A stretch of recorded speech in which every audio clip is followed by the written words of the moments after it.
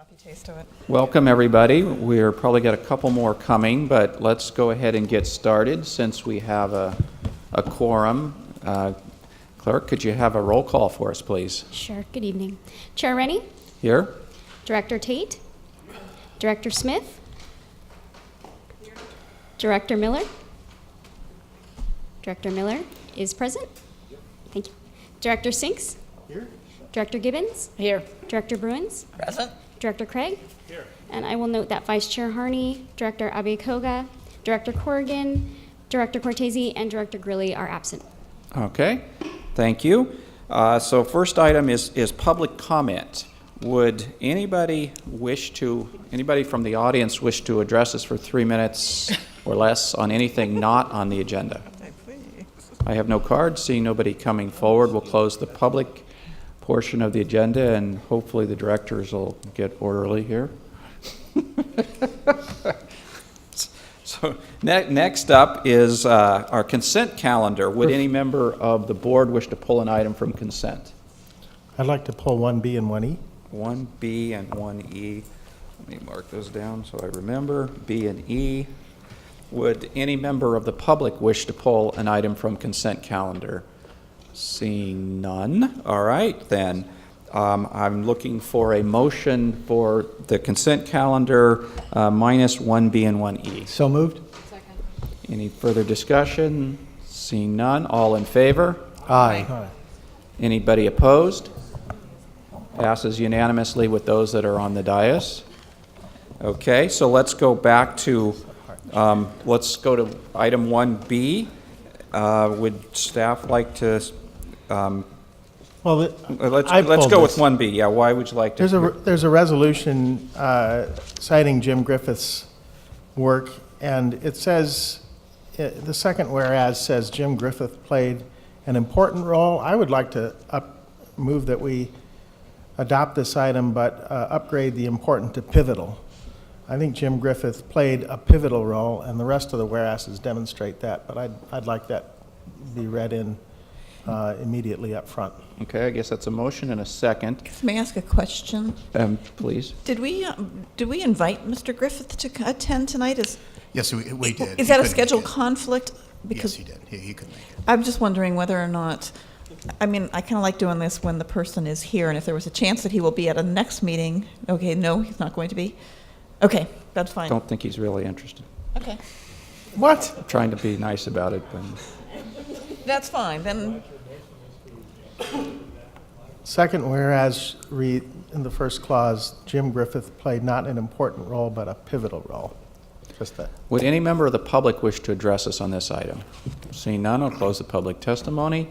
Any further comments?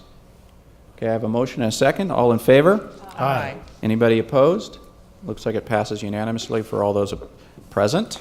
Let's move on to 1E. Well, I guess we'll start with Mr. Sinks again, why we pulled Yeah, number 1E. So I realize we're doing a media buy, and it looks like we're paying a consultant $80,000 for this. I was trying to figure out, does that include? It includes everything, includes the buy. Does it include the postcards we're sending? And how does this compare with what we did in 11 cities? And then, does it make more sense to just target Milpitas at this time? So those were my questions. Okay. Can I answer now? Okay. Hello. Good evening. Hi. This is pretty much the exact same plan we did Tell last. us who you are for the hi. tape. I'm sorry. Pamela Leonard, Community Outreach Manager. Happy Valentine's Day, Board. This is the same plan that we had for last year and launching. And in our strategic plan, one of the areas we identified is continuous awareness of Silicon Valley clean energy in our communities for making sure folks know that we're here and what we're doing. So this is the same media plan in buying ads in print for our community papers, but also geo-targeted digital advertising, particularly important in multiple languages. So we're doing this in Chinese, Spanish, as well as the addition of Vietnamese for Milpitas, and it also adds Milpitas. And the contract is, we've been working with this vendor for some time, and this is the full cost of the actual ads and the digital ads. So, I mean, one of the things that caught my attention here is on Exhibit B, we would propose to advertise in the Campbell Reporter, Cupertino Courier, and a bunch of other publications. Well, there is no, Sunnyvale Sun, all many of these publications, at least I know, have no journalism staff anymore, and I don't think they're going to get read. Why would we advertise in these rags? Well, so Just asking. yeah, no, we did have some They news. they laid off everybody. Yeah. So my understanding is they're going to put out content which is sort of generic Bay Area fluff, right? Sort of like the patch went to seed. And I'm wondering why we would spend money with them. Well, I haven't seen yet the result of how these publications have changed because the layoffs happened just last week with a lot Right. of the local writers. And in order for us to have a contract executed, to be able to work with an ad buyer, which is a support we really need, that we can maybe change the actual ad purchases, but to be able to execute ads on time for when we're ready to launch Milpitas is what I was hoping for. So how much did we spend in the 11 cities to do this kind of stuff? We had, Total. it was about 63,000, but we had a contract with the same vendor. It was for 80,000 So, I mean, last year. all I'm asking you to think about, and my colleagues to consider, is do we need a territory-wide marketing campaign to bring in Milpitas, or ought we think about something that's very targeted to just Milpitas? I mean, I would rather have us spend focused dollars there, and then if something is evolving in our story where we really need to promote, I mean, we could consider a separate buy, but it's not clear to me that this is a good expenditure of public funds at this time. We also had Bike to the Future ads that we'd want to include, and a campaign for awareness and education about SVCE in addition to Milpitas. That's what we Okay. were hoping to be able to work I mean, with this year. that could be something interesting, but I want to make sure we're spending our money well. So let's let others ask questions. I think I saw Director Bruin's finger up.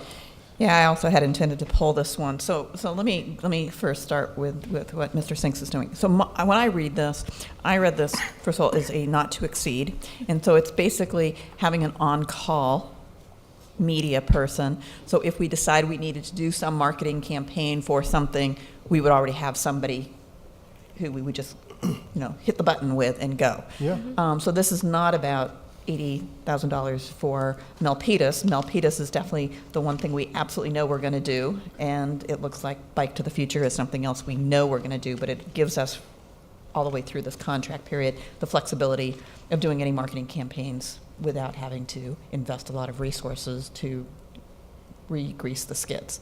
So I was comfortable with that, but what I'm not comfortable with was it talks about not to exceed and all of this good stuff, but when I get to Exhibit C, the language went to mush. I think that's my technical term. It talks about compensation shall be calculated based on an hourly rate set forth below. There is no hourly rate set forth below. It gives a not to exceed. It's $80,000. The language and the task is one of like 6 tasks that were, or 5 tasks that were outlined in Exhibit A. I just think Exhibit C is a little bit not tight. And what it doesn't do is kind of give me a clear understanding of what is our expectation is. I mean, they're going to tell us the number of hours, but when they send us an invoice, but what is our expectation in terms of what they're charging us per hour so that we understand and can manage where we're going with this. So I think the contract needs to call out the hourly rate or the more specifics about what this contract is. It's not a blank check up to $80,000, but that's how it's reading right now to me. Right. Okay? So I would like to see if we can tighten that up Mr. Attorney, while you're reacting to this. Okay, so let me go to Director Miller. You had your hand up? Yeah, mine was sort of, I was worried about trying to do the same thing that we did last time, and here's what I'm thinking, and I'll look at Marcia since it's your city and you can tell me I'm crazy. Milpitas has got a lot of business. We did not do as well with business as we had expected. So I would have expected to see something in here that said, do better with small, medium, and potentially large businesses, but definitely small and medium where this marketing material should be tried to focus. Because if their load is half businesses and industrial and we lose all that, the whole thing's going to look very, very different. So I don't think the plan that we executed last time was super successful in this space. And I think Milpitas is a different distribution than we had. So I don't see where that was addressed in the plan. Okay, Director Tate, did you have your hand up?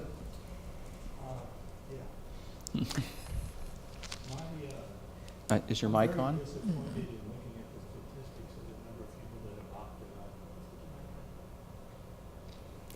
The number of people that have opted up is so minuscule, and it just seems to me we need to do more advertising, more getting out there with the benefits of opting up, and push it a little more.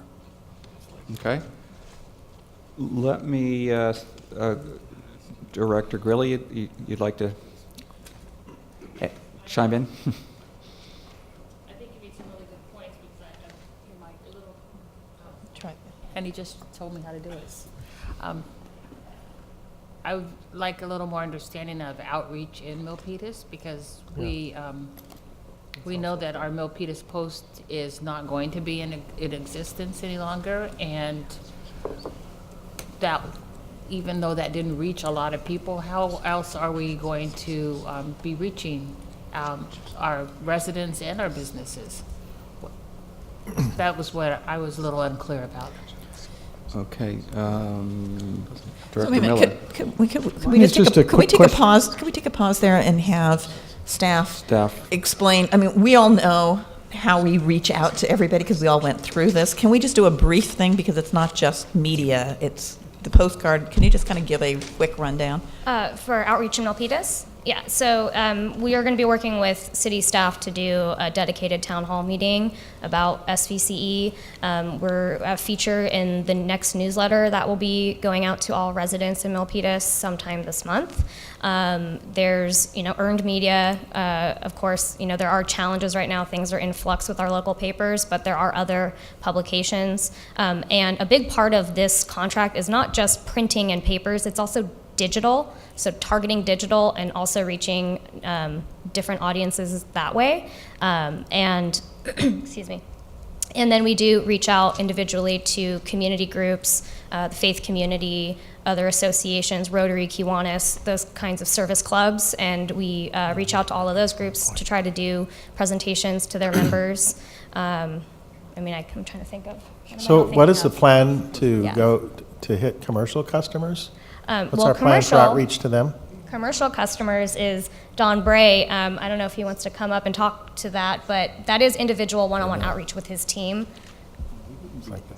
Yeah, I would, Let's get to the mic. Thank you. so with commercial customers last time, our opt-out rate was actually lower for commercial customers. So we did very well with commercial customers. We had a few large ones, I think 4 out of the top 100 who opted out, and it was generally we know these customers well, we know the reasons well. It was a matter of uncertainty, wanting to wait until we were in place for a while before feeling comfortable going with us. We're in literally monthly conversations with these customers to this date. We will reach out directly to the top 40 or 50 business customers in Milpitas, by name, because we know who they are, which is how we went to the large accounts last time. We also have presented to the Chamber of Commerce, and we'll work through that channel actively through local business groups and so forth, and then through the broader outreach mechanisms that Pam described. Director Miller? It was probably a question for Pam. Okay. Just, Just the urgency of this particular item. Do we have to approve this tonight? Well, one of the later items is about the launch date for the city of Milpitas and securing ad buys and having an ad plan in place. You get a discount when you buy, certain chunks at a time, and for those of you who've done this. So I did want to be able to plan ahead and execute that this evening would be desirable. But we'll be discussing Milpitas' launch, which does give us an extra month if needed. Do you know what the circulation is for the local paper there in Milpitas? What percentage of the households? Well, so I don't have that number in front of me, but my ad buyer, does have that. We do have a more detailed plan that we'd put together, but there were some errors that I wanted to correct with them, specifically with how we were approaching Milpitas. And again, we just heard news last week about big layoffs with the community papers. So there are some questions that I'm going to be looking at, and to have the flexibility to change the specific ad buys in this plan. It could be, this is a not to exceed amount, and if things get pulled back in print, what we would allocate normally to print, I would be allocating that to digital or other publications. So I don't have the exact circulation numbers in front of me, but I could definitely I guess look that up. maybe, because I think there's a question here, would we feel any more comfortable if we change the not to exceed so we can just make sure that we're going to, I would actually move that we defer this Just until next completely? month. I mean, with the contract is deficient in Exhibit C. You pointed that out. Howard has pointed out that we need a strategy to actually reach the commercial customers we care about. And I appreciate Don Bray, but I think the marketing team needs to be cohesive on this. And I'm not down on a plan to advertise in publications that have zeroed out all of their journalism staffs. I mean, I think this needs more work. So that's my motion. Second that. Okay, so I have a motion and a second. Let me see if any member of the public would wish to address us on this item. Okay, seeing none, I'll close the public portion. and so one more clarification for staff, what is the downside, if any, by delaying this 1 month and having more information come back? Alan wanted to jump in here. I just want to add one thing. Supporting local papers that are in different communities should be part of what we stand for as well. This is the audience that we can hardly reach in digital or other areas. So the paper is actually, it may not seem important to a lot of people here. It's important to the people that actually we are missing, and we are finding hard to reach. Do you understand that some of these local papers do, have I laid don't. off every single one of their journalists? But they are still actually have plans to continue sending these papers. They didn't just disappear. I just want to say that. Yeah, I think, Thanks. Alan, probably what's missing here is the staff report and the explanation. It was a consent calendar item, and it seemed pretty routine business. But you can get from us that we're actually very interested in the plan in its totality. Me, commercial, customer. I think that if to paraphrase Rod or expand it, I think that it would be really cool if it didn't impact the operations in a negative way and some big problem that we're not seeing, to actually have you guys come back and say, here is our plan. And here's a contract that matches that plan, and we see how the whole strategy fits together. What ended up in this report was a consent calendar item, pretty light, and it had some pretty fundamental missing pieces, so. And with Our the delay plan of, was present in the strategic plan, but I think with the delay of the city of Milpitas till June, that gives us a month to come back to you and resubmit this. Okay, any further questions, discussion? So we have a motion. Would anybody like the motion repeated? No? I guess the only thing I might add is to make sure that we have a focus on Milpitas. I mean, you only get one opportunity to bring a community in, and I would really appreciate not a general buy, but at least, I mean, it's not like we don't want to have some marketing, but I think we really have to be very thoughtful and deliberate and focused on trying to make sure that we bring in as much of Milpitas as possible. Okay, any further discussion? Let's call the question. All in favor? Aye. Anybody opposed? Any abstentions? Director Smith, you're opposed. So we have 2, 4, 6, 8, 10 for, 1 opposed. Okay, so that item, that completes our consent calendar, and we go to onto our regular calendar, and we went ahead and put the financial audit report ahead of our election of chair and vice chair, since we have an auditor here from, I think, San Rafael or someplace. Santa Rosa. Someplace far away, so we'll let them start driving home sooner. So let's go ahead with item number 2, our financial audit report. Well, thank you, Mr. Chairman, and I'd like to introduce to the board Brett Bradford, who's with Picente and Brinker CPA firm, who conducted our very first external audit for the agency, and can't think of a better way to spend Valentine's Day than with an audit report. So There you with go. that, I defer to Brett. Thank you. Good evening, everybody. I'm based in Santa Rosa, so we have a wonderful CCA up in Sonoma County as well that's doing good work. So very pleased to be working with your organization as well. Happy to be involved. Like Mr. Eckert mentioned, my name is Brett Bradford. I'm an audit partner with Picente and Brinker. About 14 years in public accounting, working on a lot of government and not-for-profits in that time, and a couple other CCAs as well. Mr. Brewer was the manager on the engagement tonight. He couldn't be here. He did the brunt of the work along with a couple of associates as well. So, I think I went too far. Sorry, there we go.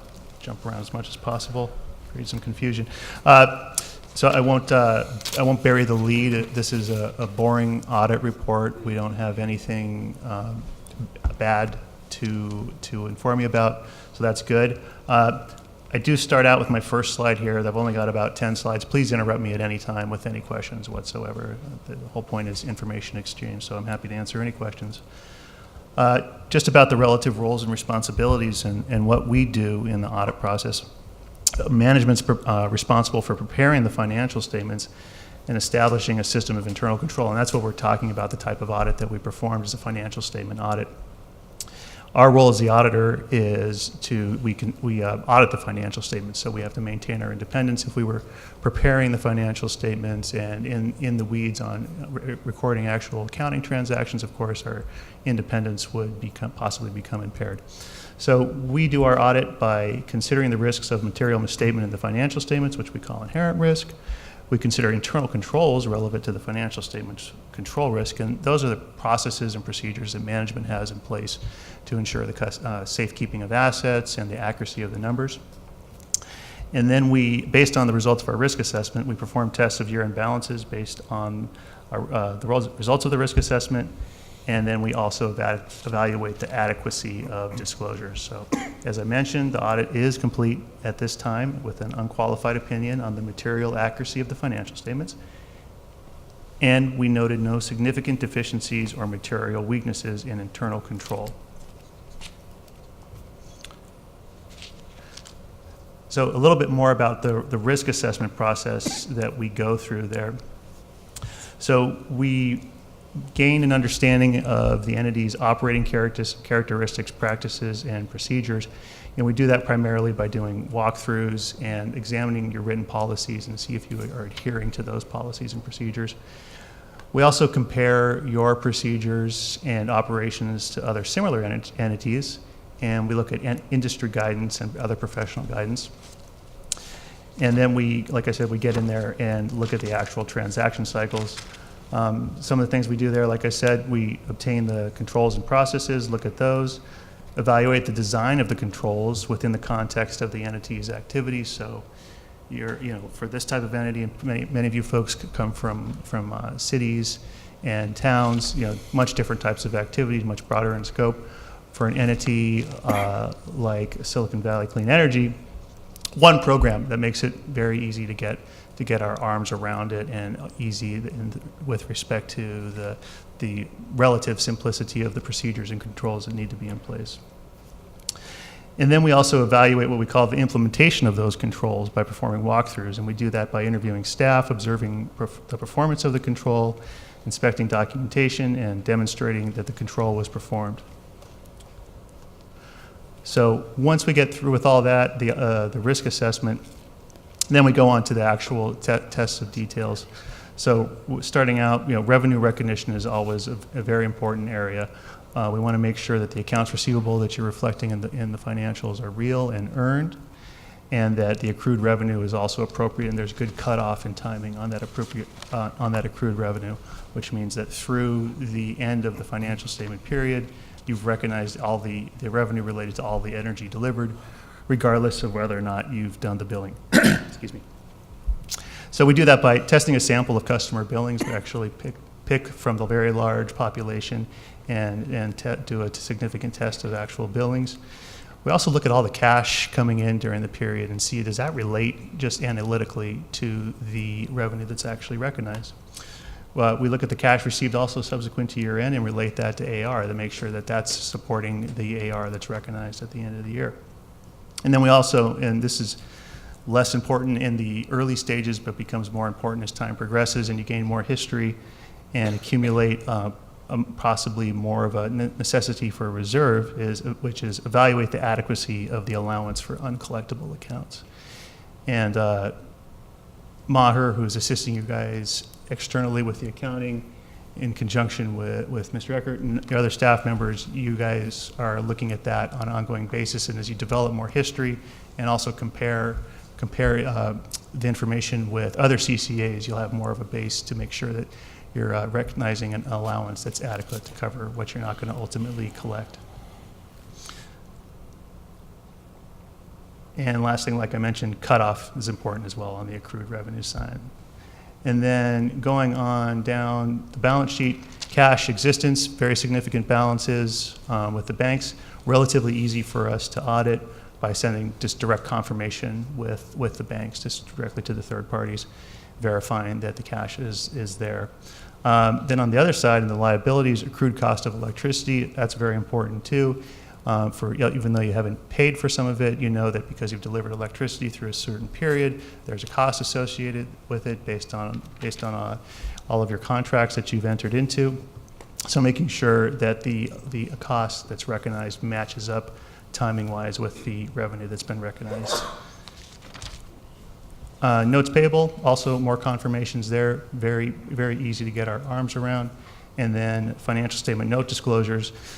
The important thing there for us is that it's, the financial statement note disclosures are driven by the requirements of GAAP, and we make sure there that they're complete and without bias. The GAAP disclosure requirements are very onerous, so we go through a bit of a process there, making sure that everything is present that needs to be based on GAAP. I'll pause. Any questions? That was a pretty quick info download too. No questions so far, it looks All like. right, carrying on. So the professional standards are rigorous with respect to some of the communications we have to make to, quote unquote, those charged with governments. That's the board of directors in this case. So some of these sound a little strange and redundant, but they are all considered significant communications that we make to the board. So first one, the significant accounting policies adopted by Silicon Valley Clean Energy throughout the periods audited appeared appropriate and consistently applied. That means that there were no changes in accounting policies. Of course, you don't have quite that much history yet where you could make that many changes, but that there were no changes that took place that would afford an opportunity to create bias or manipulate the financial statements essentially, or make them look in a way that they would not be consistent and objective. No alternative treatments of accounting principles for material items in the financial statements were discussed with management. So there was no debate on how anything was accounted for. Everything was quite clean and straightforward with respect to the accounting principles chosen. This is an important one. We did not propose any adjustments to the financial statements. So I would say with most financial statements audits that we're involved with, you do have some adjustments, not so in this case. Having an independent accountant that deals with the accounting for other CCAs, Maher, is great in that regard because they really understand the accounting that's involved. So that will result in no adjustments. And then we did not identify any significant or unusual transactions or applications of accounting principles where a lack of authoritative guidance exists. Again, nothing murky there. And there were no disagreements with management concerning the scope of our audits, the application of accounting principles, or the basis for management's judgments on any significant matters. And lastly, we did not encounter any difficulties in dealing with management during the performance of the audit. Everything that we requested was produced quickly and efficiently, no back and forth or significant delays in obtaining the information we needed for the audit, which is good. Okay, That thank you. concludes my slides. Yeah. Any questions? I have one. Go ahead, Director Sinks. So, with an agency running the kind of large cash, large financial amounts that we do, do you feel that the structures we've put in place with respect to different roles is, between the back, the front, and the middle is sufficient to give us a fair amount of surety? And have we also done what we need to do from an IT perspective to protect confidential information? Was that part of your evaluation? From an IT perspective, only with respect to the production of the financial statements. On the confidentiality side, there'd probably be a little outside That's of the outside, scope. Outside okay. of the scope. Okay. Now, as far as the policies and procedures, the internal controls, the auditing standards, the professional standards, they don't like us to say anything good ever. So I can't say anything good. But I will say that what we do is we look, like I said, we look at the procedures in the context of the organization, and we don't hesitate to make comments when we feel like something could be tightened up. And I would guess that if you didn't have the outside consultant Maher, who represents, brings with him a fair amount of independence, and they're not subject to management's whims, although they work well with management. They're still going to be, they would be very hesitant to be swayed by management to do anything that would be inappropriate. So, that said, no, we don't have any comments in that regard where we feel like things could be tightened up, but we would definitely let you know if we do. And in your experience looking at other CCAs, it sounds like you do work for others. Yes, two including others. Sonoma. Yes. Who's the other one? Redwood. PCE? Yeah, thank you. Yes. Peninsula Clean Peninsula Clean Energy. Thank Okay, you. so in your experience of our structure, if you come, to the extent you have knowledge of the others, do you feel like we've done the appropriate things risk-wise that they have? Comparable things? They're very similar. Okay. Yes. That's all. Thank you. Yes. Okay, Director Gibbons, you had a question. So some of the questions just asked cover this, but at the subcommittee meeting, these similar questions were, I think, fully exercised and discussed because we all wanted to have that same kind of assurance that, one, we were doing everything we could do given the characteristics of cash and everything else, and were we consistent or at least better, or consistent with or better than other organizations. And I think the discussion, we had representatives from the outside accountant at that meeting, and he contributed to the discussion, such that I know and I believe the committee members also walked away feeling that, yes, we have a good system in place. The separation of the separate accountant was a very strong feature that we were utilizing to keep ourselves solvent and well controlled. And they gave an example of some new technique that's coming in about fake invoices. And they found that with no ifs, ands, or buts. And so it's really it was a good discussion with the right people in the room at the subcommittee that we were comfortable with the presentation this evening coming forward. Your internal processes, just to be clear, identified that. Okay, further questions? I'll see if any member of the public wishes to address us on this item. We have no cards. Seeing nobody coming forward, I'll close the public testimony. And I assume we need an action. No, we don't. This is just a discussion. Well, you should take an action to receive the report. Okay. That would be the I have a action taken. discussion. All right, Director Miller. Yeah, so I was waiting for the questions. Yeah, I was on the Finance Committee, and we did ask a lot of hard questions for an hour, and for which the organization did really well.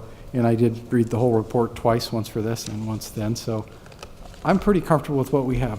One of the items that we identified, though, in the Audit Committee that didn't get as reflected here, the audit is one item. Ultimately, as this organization matures, we have to end up with the comprehensive annual report, okay? So we're going to need a CAFR. You can't do one right off, you need historical data and stuff, but the direction that we had given to staff, and I just need somebody to say, yes, we're still following that direction, and hopefully the board agrees, was that we should start now. If there's data or items that we're going to need to prepare a CAFR moving forward, we should make sure that we're doing that work now and as we go forward, so that we don't end up in this perpetual situation of, oh, we don't have everything we need to start doing a CAFR. Yeah, let me answer that. Thank you for the question. So what we'll do is, over the next 3 to 5 years, probably more 3 years, we'll be compiling this data as we go, especially for the statistical section of the CAFR, as well as the introductory section. And as we get ready to file for a rating from the accredited agencies, I'm sure that will be needed as well. So staff is starting that process. A CAFR is a critical item, and it's a part of public transparency. And I would hope that we're not waiting 5 years before we start producing a CAFR. In fact, I would hope we could start producing some partial one next year, or definitely by the year after. Yeah, I hate to put staff on the spot because we brought it up last time, and I know Don's still working through what the plan would be. But as Rod noted, boy, it'd be really cool if we could have a date, but 3 years. 3 years would be very good. Hopefully we could have something preliminary, partial ones before that. But back to the audit itself, which is really this item. They did a great audit, and the organization has done really well. We have some structural advantages, how we pay our invoices outside of the organization, and they get approved in the organization. And the scam of false invoices and several other things, staff is picking up just like you would expect. So I'm pretty darn confident. I guess if we need a motion, I would move that we accept the report. And I will second that motion also with congratulations to the staff. As you can hear from the comments, there's, I think as electeds, this is all new for all of us. And so, I think there's reasons to kind of just be nervous because we're not familiar. And so thank you guys for a job well done. Good job. And I'd like to add one comment. So as I've been working through my city's finance committee through the last year, I find that the CAFR is good for government organizations like cities, but I'm also used to being in private industry and private companies, and it tends to lack some of the management reports, trends and things you might see. And since we are really a business also, and again, it's, we got to wait for a few years to have the management trend reports, but I would also think about, not instead of, but in addition to the CAFR, typical private company types of management trends also. And just to add to that, Marin Clean Energy is right now going through the process of obtaining a credit rating. Sonoma will probably in the next couple of years. So we'll also get some feedback from them as well as far as what kind of data that those agencies are looking for to your comment. Okay, further comments? Seeing none, did I go to the public on this? I did, yes. So all in favor? Aye. Anybody opposed? This looks like it passes unanimously. Thank you. Don, could I ask you to tip your microphone up so it's not picking up your voice very well? Thank you, Mr. Bradford. Thank you. Okay, so next up is item number 3 on our regular calendar, which is election of chair and vice chair. So we last time had people send us a letter of interest. So for the chair, I have a letter of interest from Director Corrigan and Director Bruins, and we'll get to vice chair afterwards, but just so you know, I got a letter of interest also for vice chair from Director Miller and Director Abe Koga, just for your background information, in case you didn't see it in our report. Would anybody like to nominate a third person for chair from the floor tonight? Director Miller. I'm not nominating, I'm just asking a question. You seem like you did a really good job. You're mayor this year, you're too busy to do it again? Is that the thought? You know, so... I'm not twisting too hard, am I? I've enjoyed doing this a lot. I would not mind doing it again. I mean, it's been a very rewarding year. For the startup year, we basically brought in all of our customers. We ended up having to recruit a new CEO. So I feel like it's been a very rewarding year, and I enjoyed it a lot. I would normally say yes. I hesitate more, not for the time, because I don't think it takes that much extra time. I'm going to continue being on the Risk Oversight Committee, and I think I've been put on the Finance Committee because I sort of indicated interest, and also on the Legislative Committee, so I'm already doing a lot. The reason I hesitate the most is I guess I believe in the idea of rotating around and giving other people an opportunity to move into the seat. So I hesitate to say yes strongly. If my arm was twisted, I wouldn't mind, but otherwise I would say I think it's a good idea to give others an opportunity to lead. So I don't have any further nominations. The next thing is we'll let the two candidates make a statement. I guess I'll take my prerogative of chair by just mentioning, two things that I found important as I went through the year. It is a little bit of a challenge to manage a board of this size with lots of energetic people that are passionate about it. So that's certainly a skill that I tried to work on. So as you know, Director Bruins definitely has a lot of experience leading the VTA board. The other thing I also found very helpful and almost necessary, maybe you'd say not necessary, but I'd say almost necessary, is being on the Risk Oversight Committee. I think was very important. It really allowed me to really get my finger on the pulse of how our business runs. So I recommend that a chair, either having been on the Risk Oversight Committee for a while, to really learn what our business is. There's, during these discussions, there was more than once things that I said, oh, we need this to be an agenda item, or we even decided to have a study session based on discussions in the Risk Oversight Committee. So Director Corrigan has been on the Risk Oversight Committee, so that's definitely in her favor. If you weren't on it beforehand, I would definitely recommend, as the chair, being on it during your year. So I just want to make those 2 points. So let's go alphabetically. Director Bruins, would you like to say something first? Well, I would be honored to serve. I think, quite frankly, this board has 2 excellent candidates. I mean, you can't go wrong. You got Los Altos in both of us, okay? It's a matter of the flatlands versus the hills, right, Courtney? So I would be honored to serve, and, I think I have the experience, but I also would disclose that I also serve on multiple activities, and this year I'm the chair of the Caltrain board, another one where, pulling together multiple perspectives and such. But, you guys know me. I've been on this. All of you guys have served with me, so I think my track record speaks for itself. Okay, thank you. Director Corrigan? Hi. Is this on? Yes.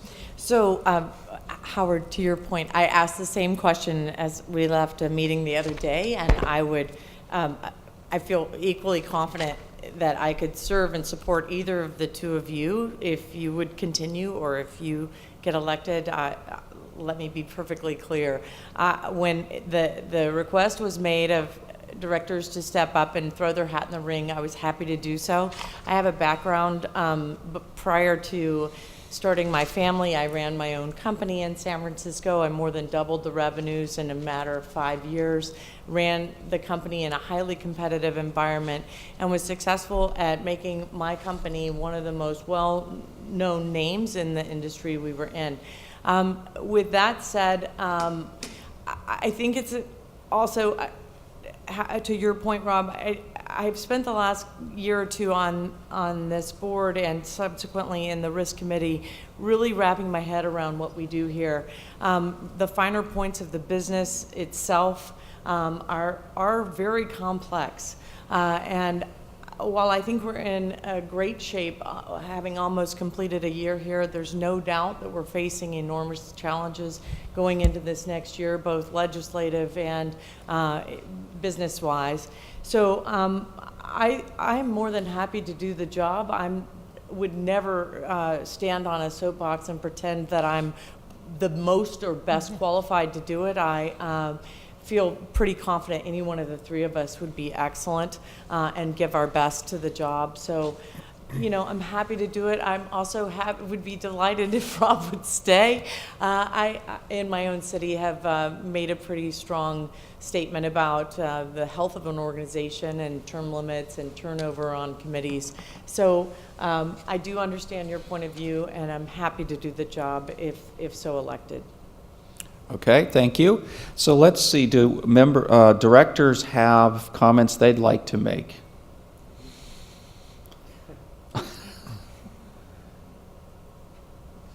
I just have to ask, are you in or out, Rob? Are we voting for one of three, or I don't know? Otherwise, we're voting for two. I'm sorry, I don't mean to put the pressure on you. I brought it up. You did an excellent job, and so. Okay, I'll throw my name in. I'll throw my name in the hat or in the ring, and let the directors decide. I'll do it that way. With your permission, how would you like to see this run? Are you suggesting that somebody nominate a candidate and we vote on them, and if a majority elects them, or do you want to do some sort of ballot process here? I think we were planning a roll call vote for each director, and then they say who they are voting for. And if we don't get 7 votes, then we'll have to do a runoff. Is it 7? Yeah, we need 7 votes. We do. With 3 candidates, though, I think that may take a few rounds to get there. That's possible. I'm happy to make a nomination.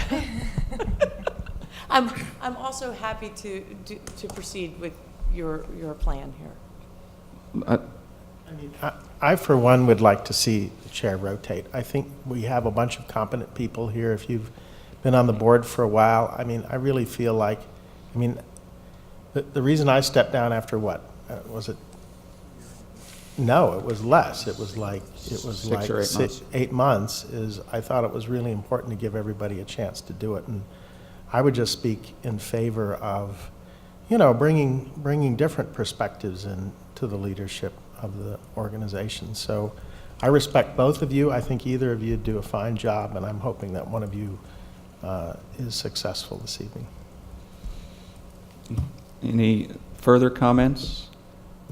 So I guess we have 3 candidates, Director Corrigan, Director Rennie, and Director Bruins. And let's do a roll call vote, and I'll ask the clerk to call each director and ask them to give who they're voting for. Okay. Director Corrigan? I'll vote for Director Rennie. Director Tate? For Director Bruins.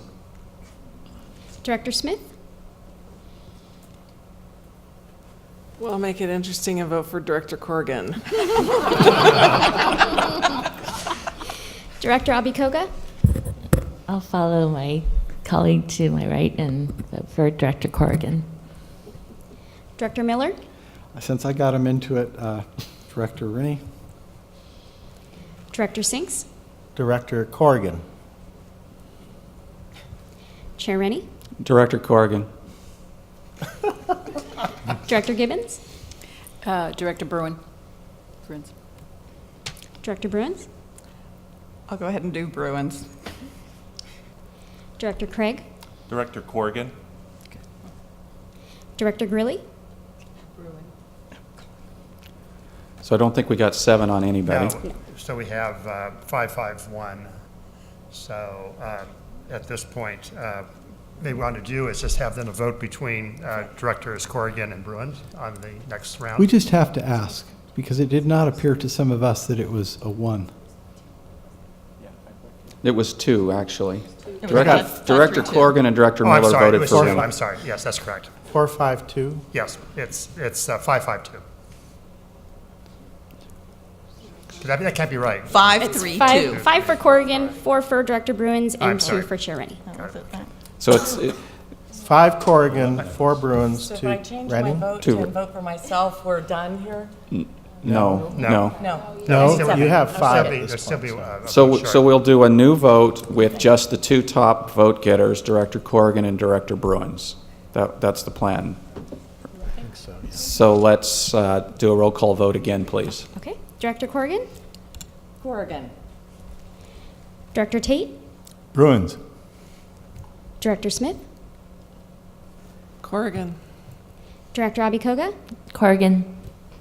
Director Miller, Bruins? Director Sinks, Corrigan? Chair Rennie, Corrigan? Director Gibbons, Bruins. Director Bruins, You know, I'm going to make this simple. I'm going to go for Corrigan.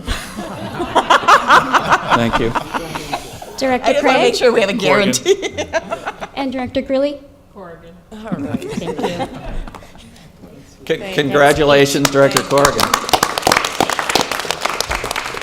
Thank you. So before I turn it over to you, I'll go ahead and finish the election for vice chair.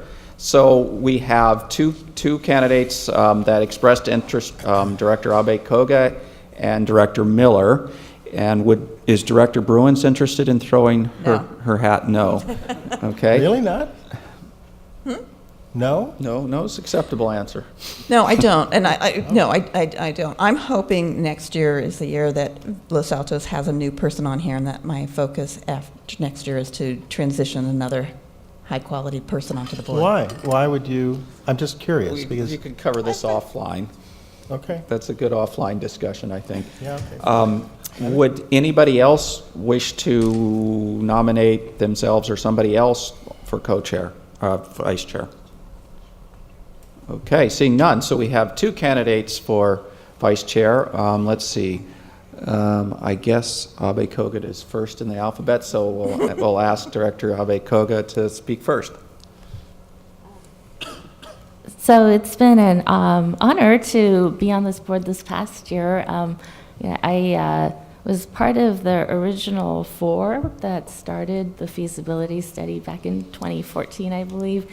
And then, as you know, I termed out, and then I came back last year onto council. And so it's been great to see all the progress that this agency has made and be a part of that.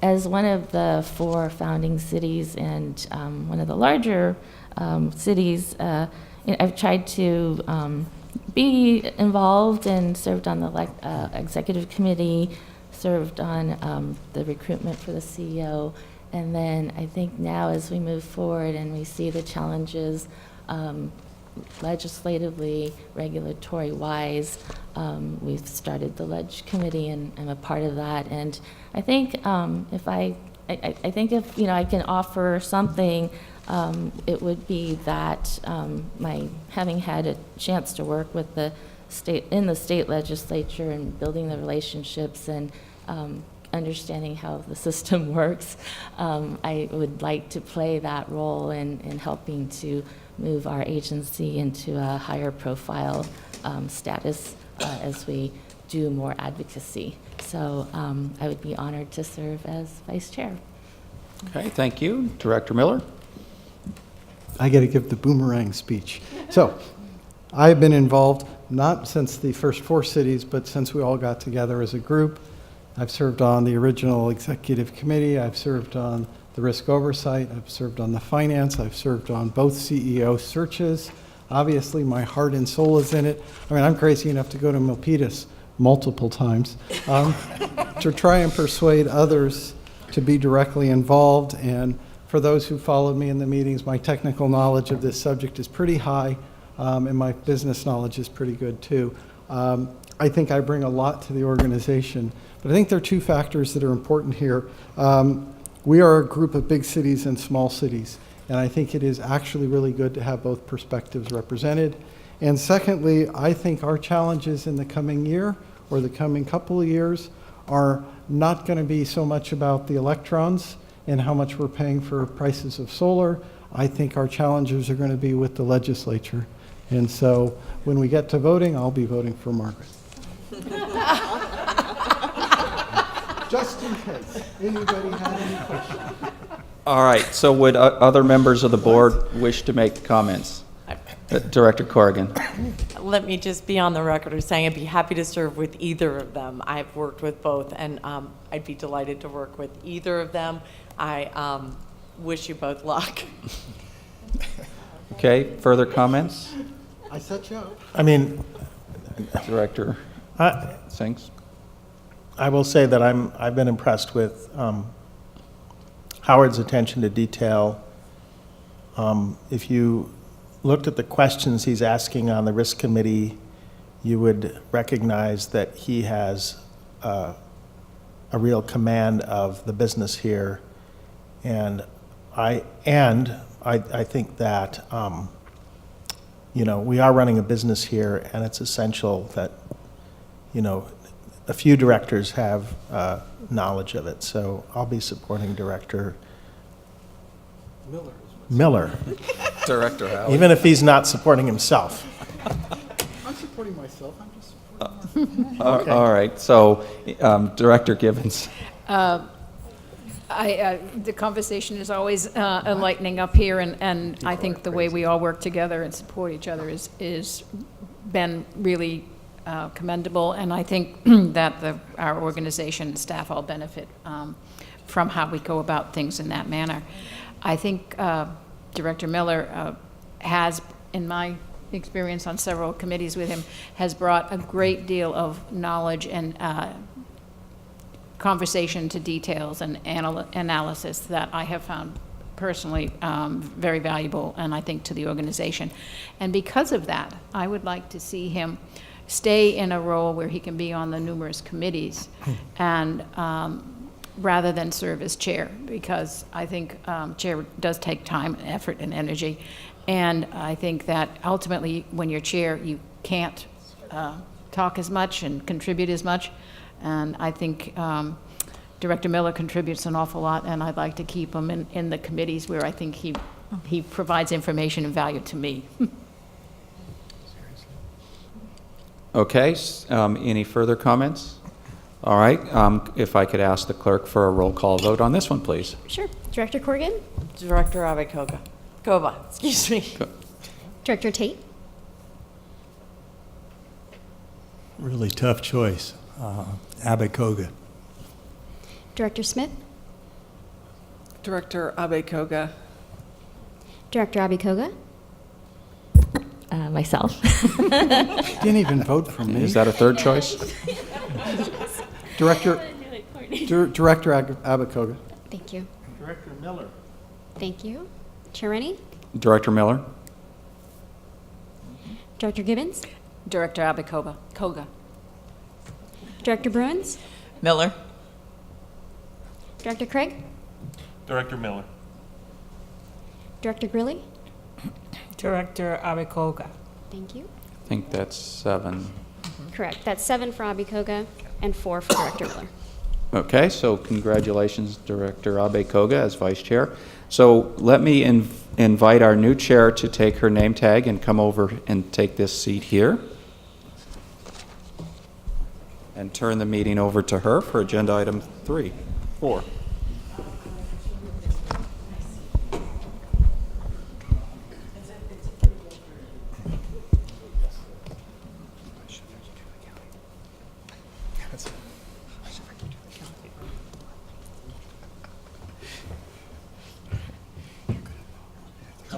Hey, thank you.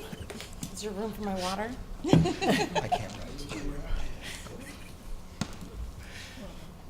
Thank you. For the video, they're going to want to know who you are. Thank you. It's Tenay, and the last name is Corrigan, not Cox, which has been a real joke on the JPA at the library. I get called Courtney Cox regularly. I know. Now it's really going to be confusing, isn't it? It's Courtney Corrigan. No. We just put it in. Courtney Corrigan. Courtney Corrigan. Thank you guys for your support. I will do my best to be prepared for all the meetings and keep them running smoothly and efficiently. With that said, let's move on. The next item is to establish an audit committee and finance committee. All right, thank you, Chair Corrigan. So at the last Audit and Finance Committee, back on January 31st, it was recommended by the committee to split it up into having an audit committee and a finance committee. And staff does support that recommendation. And the logic behind that being that if you have the group that's approving policies or implementing those policies shouldn't be the same group that's also critiquing those policies. So it makes sense to split this function up into two committees. Just as a couple more details about each of these committees, the audit committee, I foresee meeting at the planning stage of the audit and then at the end of the audit to receive the report, so twice a year. And then with the finance committee, it would most likely be quarterly. We'll go over the quarterly financials, the budget, and other items that internal controls are items that we seem fit to bring to that group. Also, we're looking at a minimum of 3 folks to be on this committee, or no more than 6 to keep it manageable. And we did amend the financial policy on the consent item to take out Sarbanes-Oxley language, so we're not prohibited to having non-board members on these committees. So I'm not looking for volunteers on this section, as we'll get to that in item number 5. But I yield to you, Chair Corrigan, for an action item to approve an audit committee and a finance committee.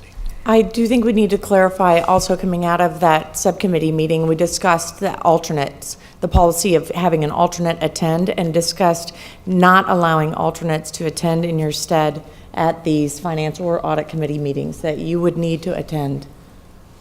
I hope I'm representing our discussion adequately. Right, that is correct. Can I just ask about what the quorum requirements are? If you have a committee of only 3, how does that work? And so then a quorum would need to be 2 to be there. That's correct. Yeah. Okay, so if you had 3 members, a quorum would be 2. If you had 6 members, a quorum would be 4. Okay, so we have to be thoughtful about minimums, and correct. You need to be able to conduct business, right? So. Yep. Yes. So on the issue of not necessarily being directors, I think the theory was that for the audit committee, we might be well served by twisting the arms of some of our professional staff from our finance departments. Is that our theory? I thought it was for the audit committee where we wanted the professionals. My notes, It could be both my notes say committees. no alternates in both categories, but It was the outside director question, and if it's both, I'm fine with it being both. I just wanted to be clear where we thought that would apply. I think we felt, I'm sorry, please. So I am actually hearing 2 separate questions. One is alternates, that we would not have alternates. We didn't think that that was reasonable, but I think we also said that the members did not have to be directors. Directors could appoint their person. I took it to be the finance committee members, but I'm fine with it being both committee Yeah, I members. took it the other way, but I'm also fine with it being both. Everybody following along here? Yes, okay. More discussion. Yeah, so in terms of these policies that are before us, so first of all, in terms of the finance committee, I know we're calling it finance committee, but when I look at the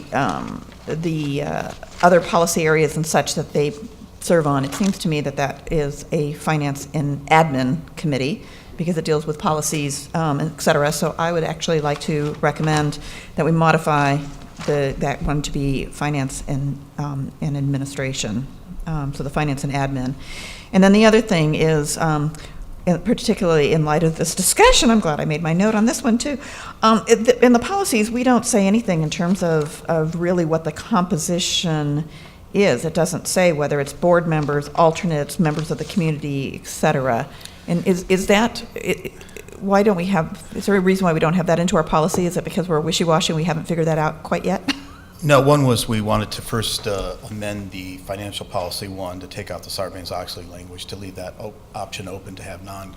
I'm talking about FP1A and F. Right, so we left that more for board discussion, of how you would want that to comprise of. But, okay, so my question is, with FP1 and A and B, should we not be defining composition in this document?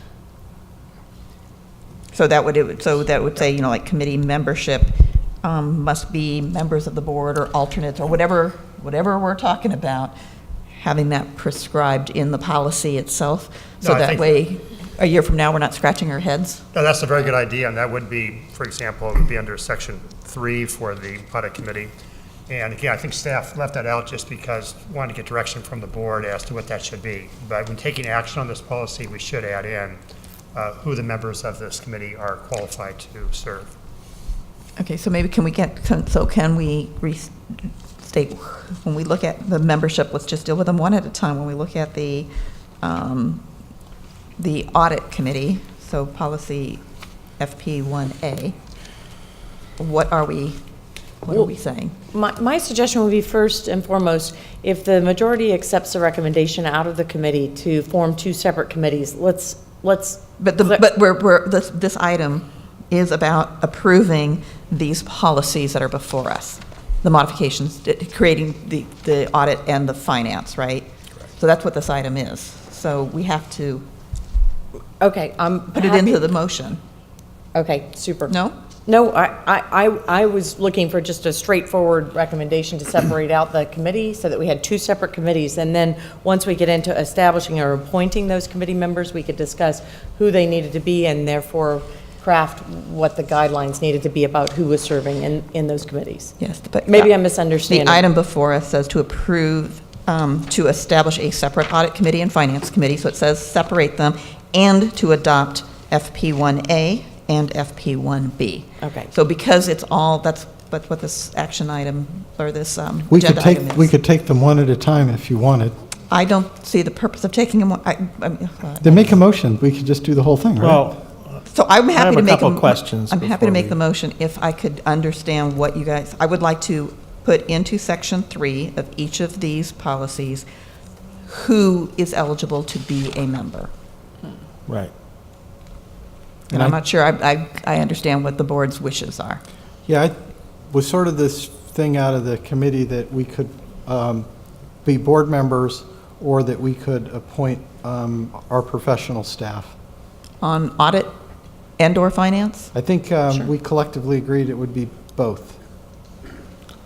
But that you would not appoint a person and then have a secondary alternate. No alternates. Does that right. make sense? I'm sorry if I made that confusing.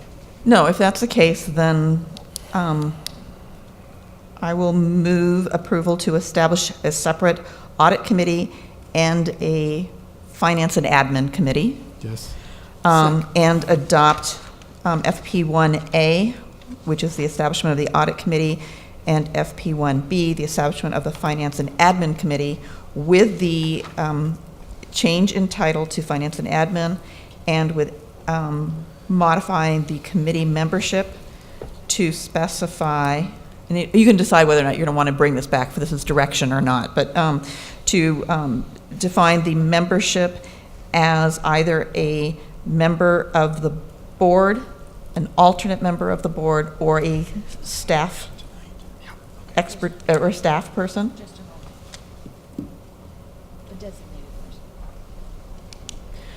What does that mean? Yeah, what does that mean? So to me, again, I was thinking that the composition it's either going to be one of the board members. You have to be a board member. You have to be officially an alternate board member, or a member of staff. It's not okay. So and and then the other thing that I would add into the membership is there are no alternates for the members on the committee. For their, And- for their specific meetings. Right. Right. So I have some concerns about this. I mean, if I look ahead to the next agenda item, the only person that's expressed interest in the audit committee is Director Gibbons. Well, we'll have to Okay? address that. And you have Rennie, Gibbons, and Miller on the finance committee. I'm a little concerned about the burden of staff in educating two separate committees on, I know it's not exactly the same subject, but it all has to do with the financial statements. Are we really ready for two separate committees? And, given interest, how is this going to really work? We're all going to express interest on being on the committee because we have a staff person lined up who's willing to invest the cycles. Would we not be better off just keeping one committee for now? Those of you who thought through this, given the interest, I'm kind of scratching my head here wondering. It's worse than you think, because we also talked about not serving on both committees, since that was sort of a conflict. Right. Really? So it's Yes. even worse than you just described. If I could, let's go Okay.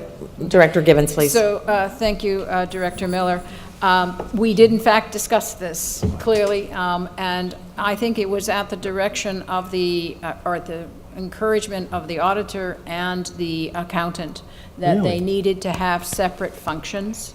I mean, it was clearly something that I think we walked away with in our discussions, that their functions were different, and that, to Director Miller's point, you didn't want to have the same person on both. You wanted that separation. So is that how your cities run? I mean, it's certainly not how mine runs. We have one audit committee that also reviews financial statements, but I'm open, I mean, whatever. It just sounds bizarre. If I could, sorry, Director Smith would like to make a comment. Yes, I wanted to just state that I am not on any of these lists, but I did indicate to staff that I was willing to serve on any as needed. The reason was that I had a death in the family and I was not in any state to fill out, which places I wanted to serve. So now that it's safe and the chair and the chair and the vice chair have been selected, I will put forward that I'm willing to serve on it. Great. Thank you. Including the audit committee. I'd like to just follow up and just say that we were advised, it was sound financial practice to have separate entities or separate bodies doing the two functions. That is definitely the message we received in subcommittee. Yes. So can you remind us, my thought was that the audit committee is only going to meet a couple times and the finance committee is more regularly, so being on the audit committee may not be too much of a burden? So the audit committee, if I may, the audit committee is scheduled to meet twice, once in advance of the audit, and once to receive the audit. So that would be 2 meetings in the fiscal year. Then the finance committee would be meeting quarterly. So it shouldn't be burdensome to serve on either. Thank you. Any other questions? Any comments or questions from the public? Yes. Probably should mention that the finance committee meets during the lunchtime period in case some people have a conflict trying to get away in the middle of the day. Thank you. To date, it has. Yes. I'm not sure that has to stay that way unless, if the majority of the committee felt like moving that meeting time to a different time of day, they would certainly be granted the latitude. Any other questions? Yes. Still not clear on the staff appointment. How does it work? I don't get it yet. If I may, the thought was that if, for instance, the city of Los Altos Hills, Courtney Corrigan says, hey, I can't do the audit committee because I'm doing all these other tasks, there were no other available cities willing to have enough people to make a 3 to 6 total, 3 minimum, max 6, then we could then look at each other and say, I'd like to appoint my city manager, my auditor in my city, or my financial director from my town. Designating. When are you saying that? Yeah. After you're appointed? No, I think, okay, so let's not get too muddy here, guys. What I would like to suggest we do is vote on separating the two committees. It just as straightforward as that. If you're not comfortable with that, I'm happy to keep. There's a motion on the floor, though. Oh, I've missed it. I'm sorry. You made it. I think I could, so somebody would have to second. No, I don't think we have a second. I don't think we got the second. Okay. But I'm not, so if you want to do them separate, I'm not sure what specifically you're asking to do right now. So maybe some clarification, because the issue that Director Tate has brought up is a valid issue, no matter whether you bundle these all together or deal with them separately, which to me raises this, we have a structural kind of problem here, which is causing us to have a. My hope is the next agenda item is to make the appointments. So that would have to have the majority support. If we, I think we'll run into it then. My hope is that we'll be able to fill the positions at the dais here. Should we not be able to do that, we'll recruit and continue the item till next month. Is that fair enough? That's fair. Then I will go ahead and try restating the motion, but I'm going to add one more thing into it, though, because of the concern. So, again, I'm going to move approval to establish a separate audit committee and a separate finance and admin committee, and that we adopt the two FP1A and FP1B with the modification of FP1B is retitled to finance and admin for the committee, and that under committee membership, that the members, eligible members to serve on the committee are board members, alternate board members, or a city staff person. I would also ask that there are no alternates in the committee function. There is no alternate. And then the other thing is that no one city can occupy more than one seat. So yes. I would second that. Could I make just a friendly suggestion that the board is actually, to clarify that the board is making the appointment. So in other words, if I sign up tonight for Cupertino, but I can't do it and I want to defer to somebody else, I would actually go and solicit somebody from my city staff or somebody else's city staff to fill my spot. Well, this is where I think what Courtney's suggesting is when we get to the next item, we're going to arm wrestle over that one. But it does say the board of directors. So who has the authority to appoint? Is it the board as a whole, or is it individuals that are assigned? In this, it says the board of directors appoints the audit committee. So therefore, it has to be appointed by this body. Should you be unable to serve, you'd have to come back, If I suggest resign. my finance director, I would have to. Yes. We would name that person and vote on it here. Yes. I'm good with that. Okay. Great. Yeah. I am too. Everybody on the same page now? Okay, Yes? I get it. So the answer is, I think we are all on the same page. One of the reasons this came up was Director Cortese wanted to have a finance person of experience on the finance and or audit committee, and would identify a staff person from the county. But that person would have to have their name and credentials presented to the board, and the board would vote on it as a whole. We can add to the board up to whatever we said, 6 members. So whatever we identify this evening would be fine, and we can move forward with additional members if we so desire. But it is a board decision. We don't substitute someone else. I think Liz seconded. I did. We have a motion and a second.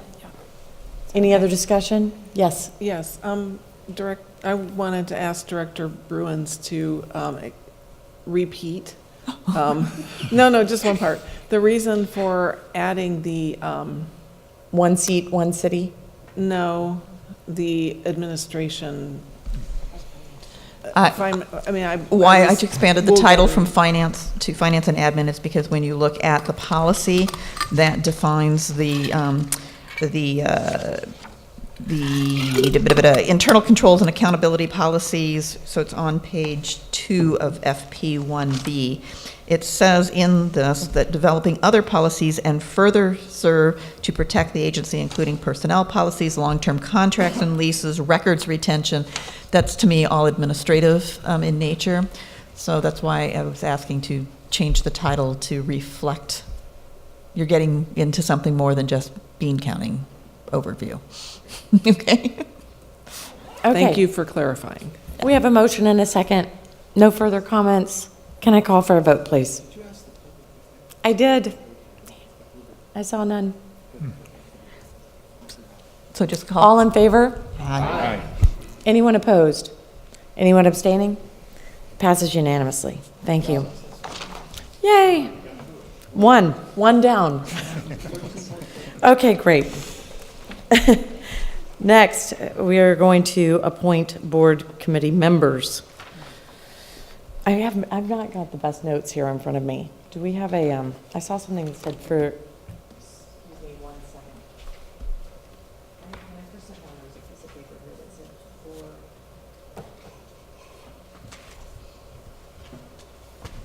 Do you have a piece of paper that was given to you by? That's it? Okay. Okay, sorry. So where are we starting, right here? Yeah. Executive committee. We're on item 5, I think. Yeah, you're on item 5. Item 5. So help me out here. What is the next step? Should I read from this document, or is this a report you'd like to start with? Well, we could go either way. Our idea was to pretty much take each group individually. In your staff report, you'll see that we've listed the directors who've expressed interest for these groups, as well as those that have already served. If there are any others on the floor that would like to serve on this, you can open the floor to that as well, and we were hoping to make the appointments that way. So Director Smith, is there a specific committee you'd like to put your name in? And anyone else can feel free to pipe in after her. Yes, I would. I am actually listed under the legislative committee. I'm willing and able to add one more committee, so I would be interested in the audit committee or the executive committee, or both, which would be 3 committees. I thought we established a policy of serving on no more than. So. I was requested. No, what we to not said, serve on wait a minute, all what of we them. said is you can't, yeah, you got to watch in terms of we're mixing all these, the quorum thing. This is where I think we have a structural problem, to be perfectly honest. The way most multi-regional, the regional boards deal with this is there's, and I'm looking at MTC, Caltrain, VTA, is you deal with this by, as a board member, you have an obligation. Not only do you serve on the board, you also serve on a committee. And again, in terms of, I'd like to see us looking at changing this in the future, because this is going to be a very painful process. But I think we need to ask ourselves for tonight is whether or not we all feel we have an obligation to serve on at least one. Because if you look at this list, it's the same suspects who are on, who are in everything. And, you know, and while I appreciate that, I'm not sure that that's really serves the organization well. So I would like to make a plea for tonight. We can fix the structural problem later, but for tonight, for all of us who don't have our name on something, I think give all of us that first chance to say, hey, I want to throw my name into this one, so we all have one, and I'm one of those us, okay? And then we can look at how we duplicate, and then in terms of where we are insufficient. So, Director Bruins, what committee would you like to serve on? Well, I will definitely take audit, because that's one that only has one director on it. I will start with that one. Might I point out that it's been our tradition that the chair is supposed to serve on the executive committee? Correct. And then So your name, I think, should probably end up on that one. And I'm happy to do that, and I would also very much enjoy staying on risk. I think it is taken me a little over a year to get my head around it. Risk is not something that we appoint. That's a CEO's. Yep. Okay. It's a separate kind of thing to keep it out of the purview. Just so of you this know, I'm not discussion. skating by without any Oh, I assignments. didn't expect you to be No, skating. you're on the executive committee, so you're not skating by. Great. And if I may offer a clarification.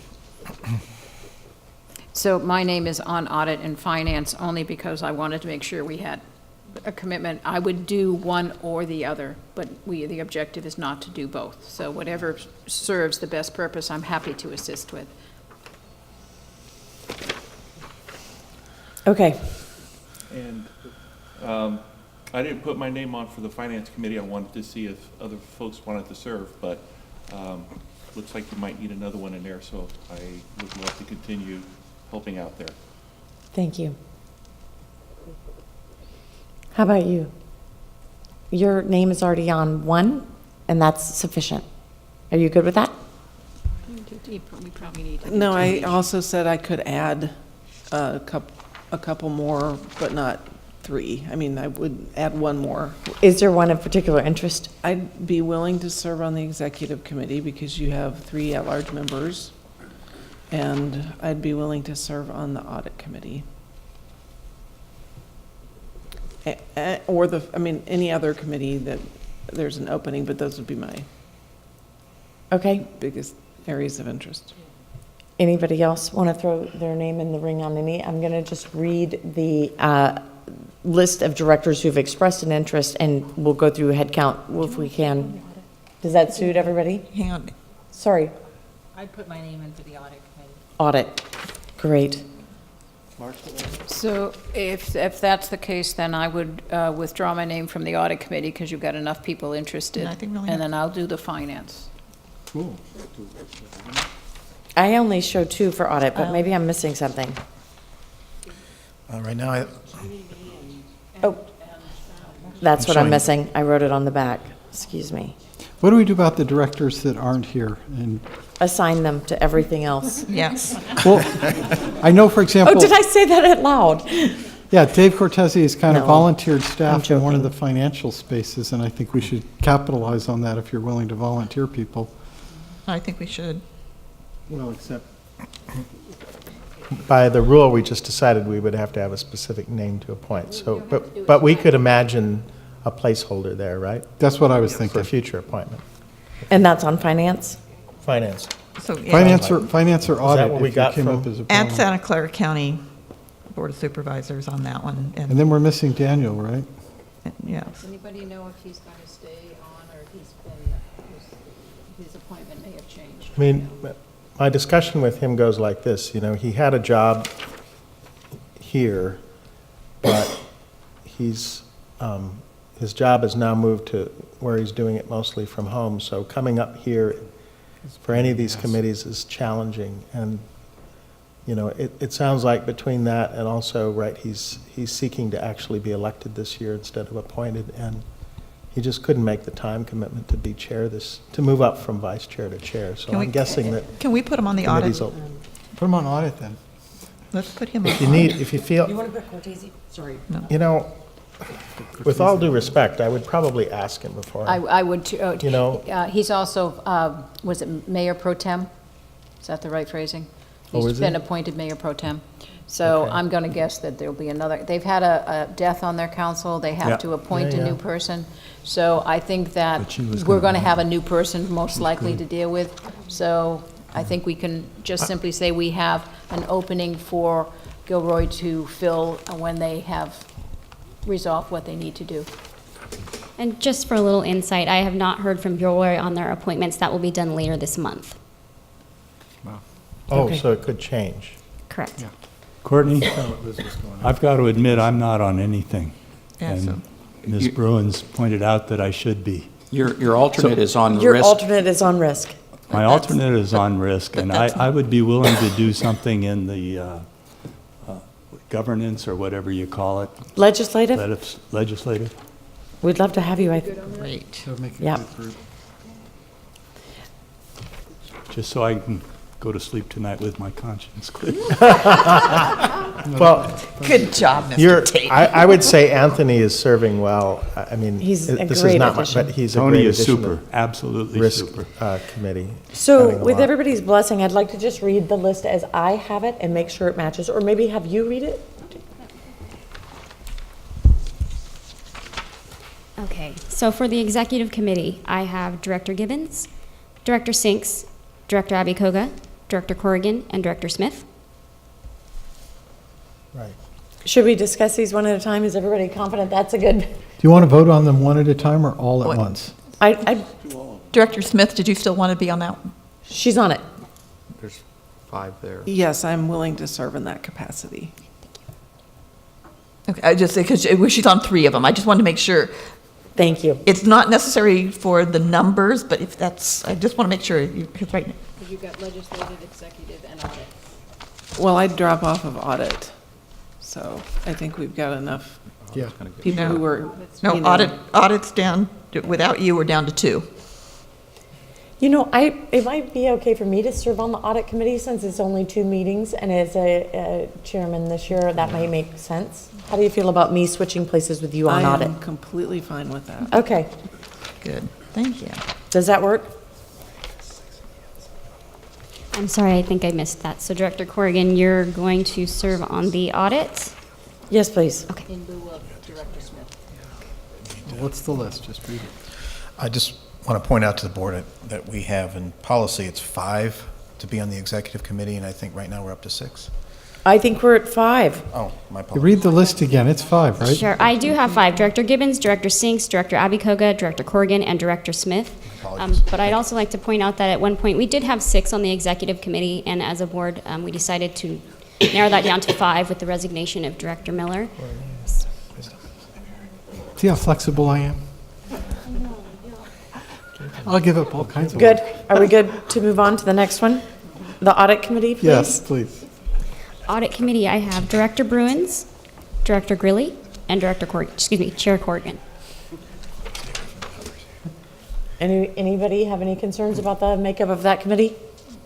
It's enough. Would you repeat it again? I'm so sorry. Director Corrigan, Director Gridley, and Director Bruins. This is the audit committee that will meet twice a year. Okay? Seeing no concerns, we'll move on to finance. Okay, for finance, I have Director Rennie, Director Gibbons, Director Miller, Director Craig, and potentially somebody from the county who has not yet been appointed. 1, 2, 3. That's 4 members and a placeholder for a 5th. Is everybody comfortable with that and moving forward? For the Finance and Admin Committee, yes. Oh, yes, I apologize. Yes. Finance and Thank you. And admin, thank you. Okay, then we'll move on. And the legislative committee. Legislative, Director Rennie, Director Sinks, Director Smith, Director Abikoga, and Director Tate. Perfect. I move all 4 lists. Second. May I, because we're changing the title in terms of finance and admin, why is the legislative ad hoc? The reason was so it would not be a Brown Act committee because they are talking strategy with Okay. respect to Okay. regulation and legislation. Thank you. Okay. I move the 4 committee membership as just discussed. I already moved it. Oh, did you? I And seconded I it. think I already got Did a we get second someplace. Oh, you got to speak up, peoples. It was into the microphone. It's partially my problem here, trying to get get my feet under me here. So I have a motion and a second. Any other comments? This board is one of the best in the valley, and I thank everybody for stepping up. Agreed. I'd like to call for the vote. All in favor? Aye. Anyone opposed? Any other concerns or abstentions? Seeing none, we'll move on. Number 6, appoint board treasurer, auditor, and board secretary. So, Ms. Bazzano and myself have been up all night worrying about, we humbly resubmit our application for these positions. So I want to move it, and I also want to ask a clarifying question. What causes us to have to redo this every year? There's I believe it's like Article 3, Section 2 of the Operating Rules and Regulations, which states that this is an annual appointment. So I think we should do this, but I would also like to ask, what would it take to change that? Because I just don't see this as a necessary kind of thing. We have to come back and change the operating rules and regulations. I mean, this is perfunctory. I'm not sure it's worth it to change the rules for something that will be done just routinely each year when we do the appointments. So moved, and next year put it on the consent calendar. Yeah, could it be put on consent or Yes, not? of course. It could be, Yes. okay. And seconded on consent, too. All in favor? Aye. Aye. Anyone opposed? Passes unanimously. Congratulations, you two. Welcome back.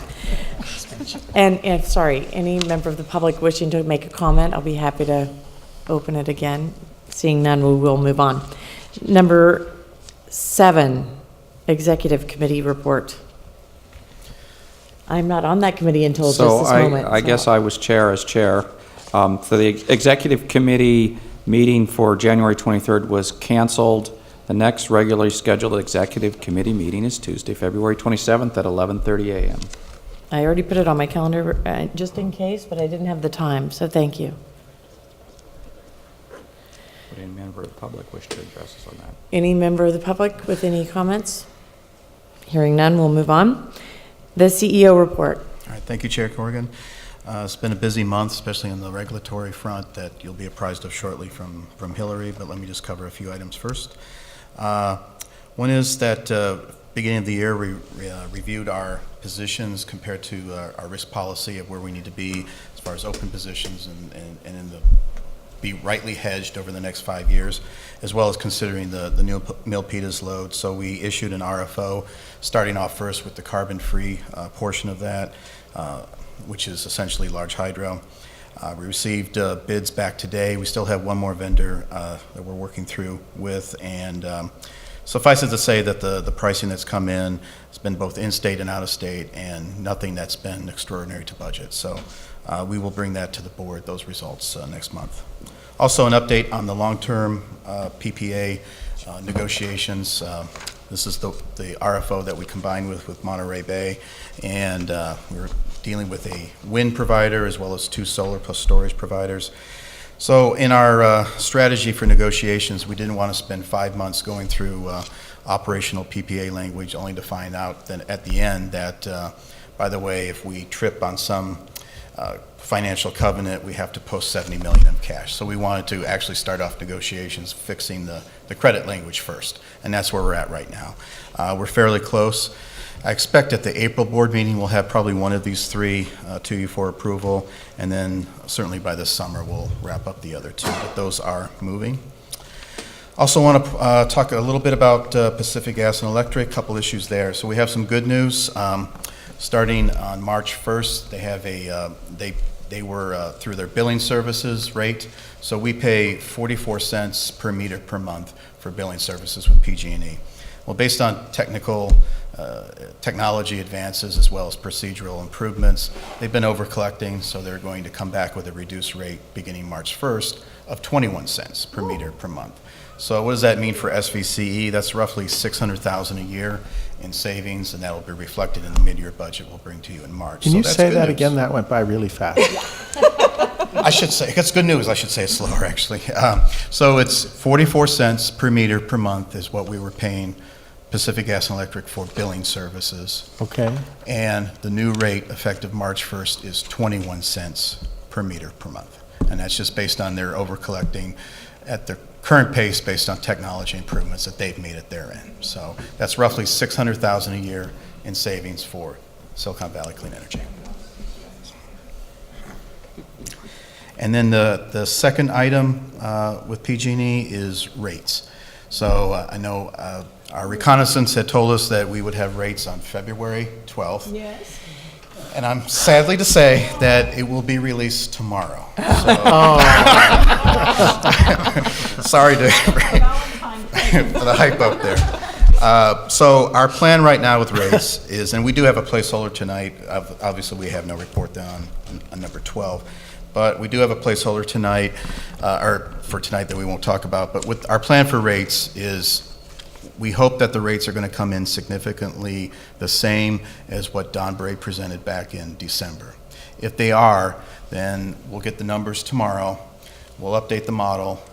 We'll bring it to the executive committee meeting, assuming that we get a consensus there. And just to remind everyone where we landed last time, is we had 3 options. One was to keep rates the same and absorb the PCI increase. 2 was to keep the generation rate the same, but pass on the PCI increase. And then the third was a equity option, or as Don Bray eloquently put it, a peanut butter option, which was a 1, 2, or 3% savings equally amongst all rate classes. I think the consensus amongst the board last December was, based on the numbers that we showed you, that we sort of landed on the 3% equity option.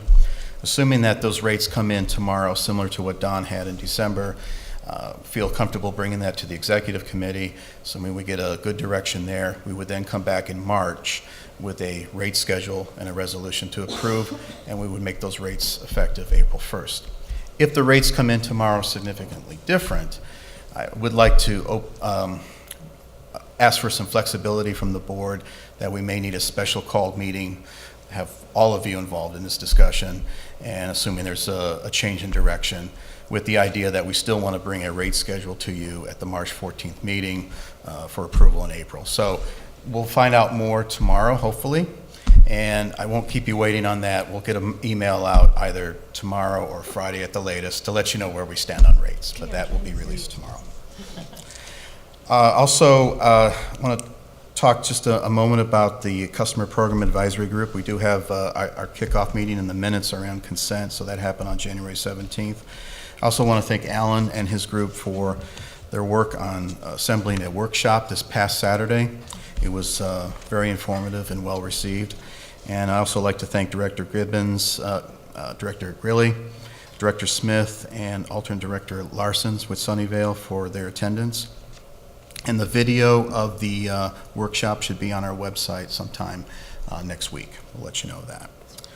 Also, there was an article printed in Mountain View that Pam had put out regarding paying back the member agency loan. So that process did happen by the end of January. So your agency is now debt-free. And also, the CalCCA board meeting that we had a few weeks ago. I know some members of this board expressed interest in wanting to be more involved with CalCCA. And you're not the only group that's expressed this with them. So we brought this up at the last board meeting with CalCCA. Their president, Don Weiss, who's also the CEO of MCE, proposed an elected official legislative liaisons group that could meet quarterly or sooner as needed.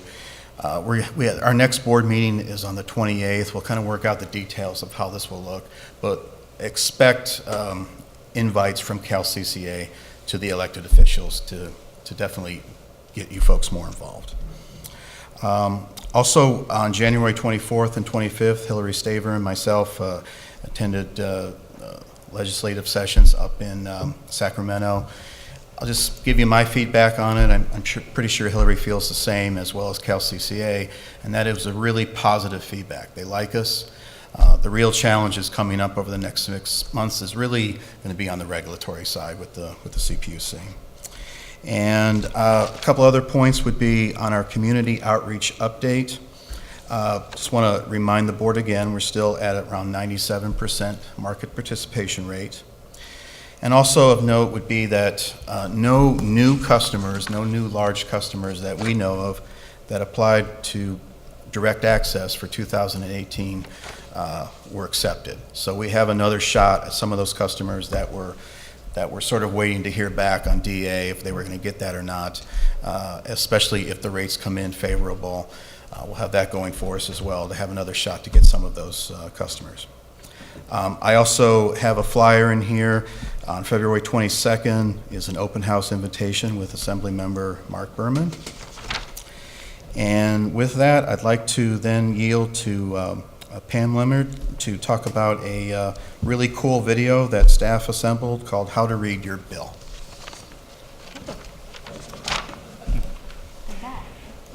All right, Pamela Leonard. Is this on? No. Can you guys, is this not? No, we can hear you, but I'm not sure. Okay. Oh, here we go. Hello, Pamela Leonard, Community Outreach Manager. I'm actually just want to introduce Victoria Yu. She's our other Climate Corps Fellow, and this is her project that she's going to share with all of you.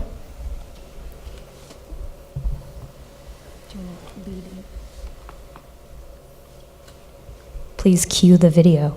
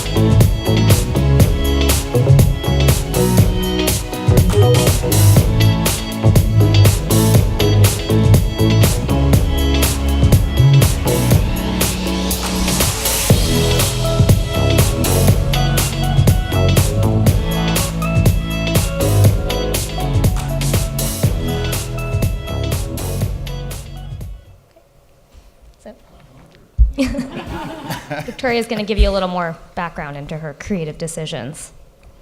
So this was inspired by BuzzFeed's Tasty videos. It has a really successful style that we emulated due to its quick style.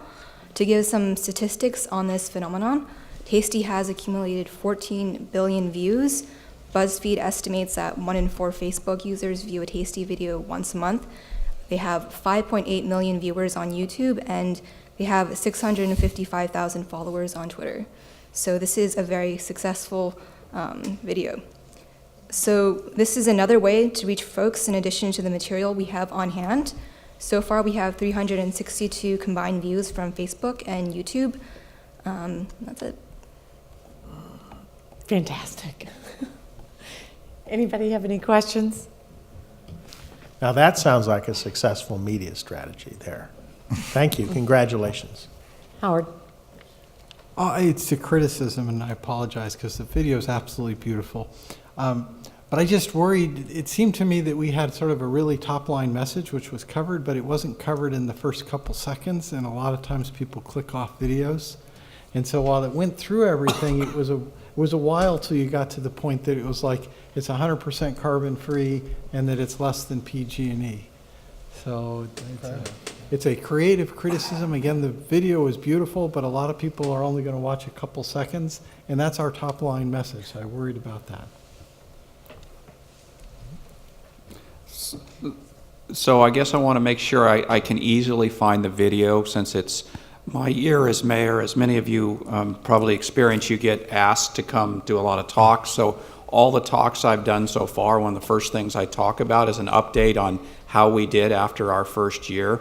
And I still get questions about, what, this is on my bill somewhere? So and it's only 1 minute long, so it would be really good for me to include in my talks as I'm continuing to get asked to speak places as mayor. So I assume I can find it easily on YouTube? Yeah, we have our own channel, SV Clean Energy. Okay. Also our Facebook page. It's on there. Facebook page. Everybody, I'll get right to Director Bruins. So I think this is great, but the question I have is, are we going to be doing other videos and such? Because one of the things that I have to admit, I looked at this before the meeting tonight, and when you're looking at it on my phone or even my iPad, there's too much, there's a lot of paper shuffling, and then you're trying to look at whether I'm supposed to be looking at the paper or the words over here. So I would hope that our next one, I mean, this is great. I think it's clever, it's catchy, but I think we also need to look at one that has a voiceover that is kind of drawing our attention, because it's a lot to try. I mean, I went back to it twice just to try to say, what exactly are we highlighting on the bill?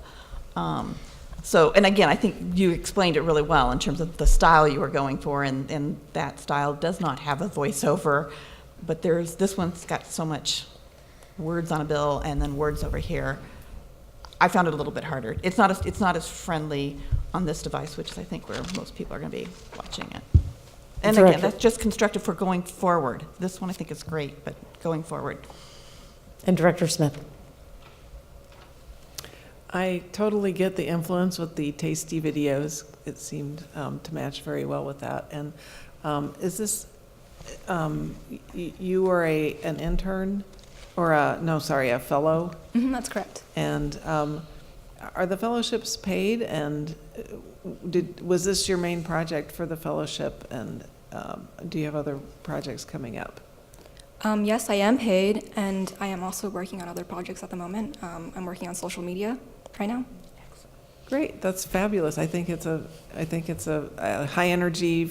I learned things, so I was very pleased with it. So good job. I was going to add, I like the fact that, I'm sorry, but we have a youthful person, and who better to deal with social media and trying to understand what's going to catch and such. I think that's dynamite, because, you know, if you think about it, you're a generation that really cares a lot about the planet and such, and so I think this is really Great job. Director Gibbons. Segueing on that, I think one of our early board decisions, Director Smith, was we want to have engagement with young people. We want job opportunities. We wanted training. So fellowships and internships was an important part of our original guidelines to ourselves about how we wanted to be as an organization. And this is obviously a great way of that, and the bicycle competition. Yes. Yeah, I think that's fabulous, and I'm happy to be part of the board that was foresightful, and I would love for cities to do more with that too, by the way.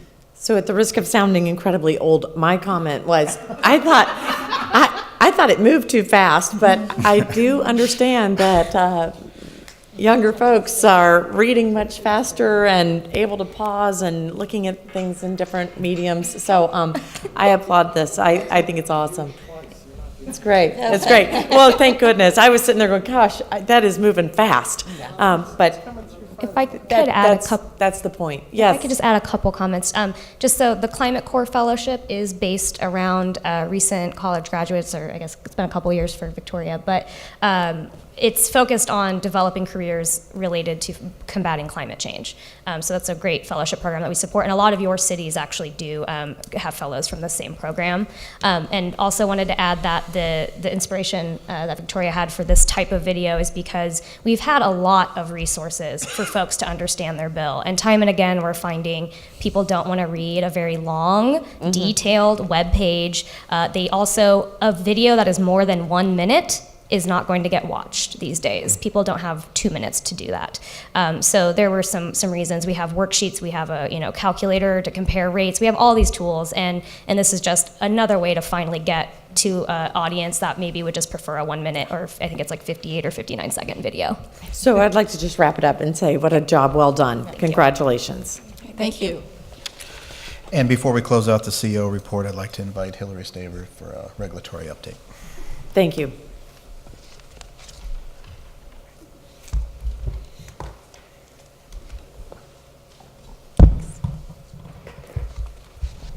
Good evening, directors. Hillary Staver, Regulatory and Legislative Affairs.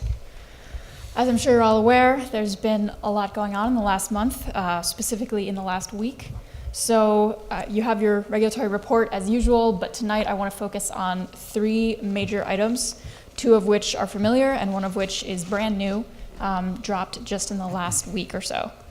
So we're going to go through Draft Resolution E4907, the proposed decision in the Integrated Resource Planning proceeding, and then finally a petition for modification submitted for a commission decision by the Joint Investor and Utilities.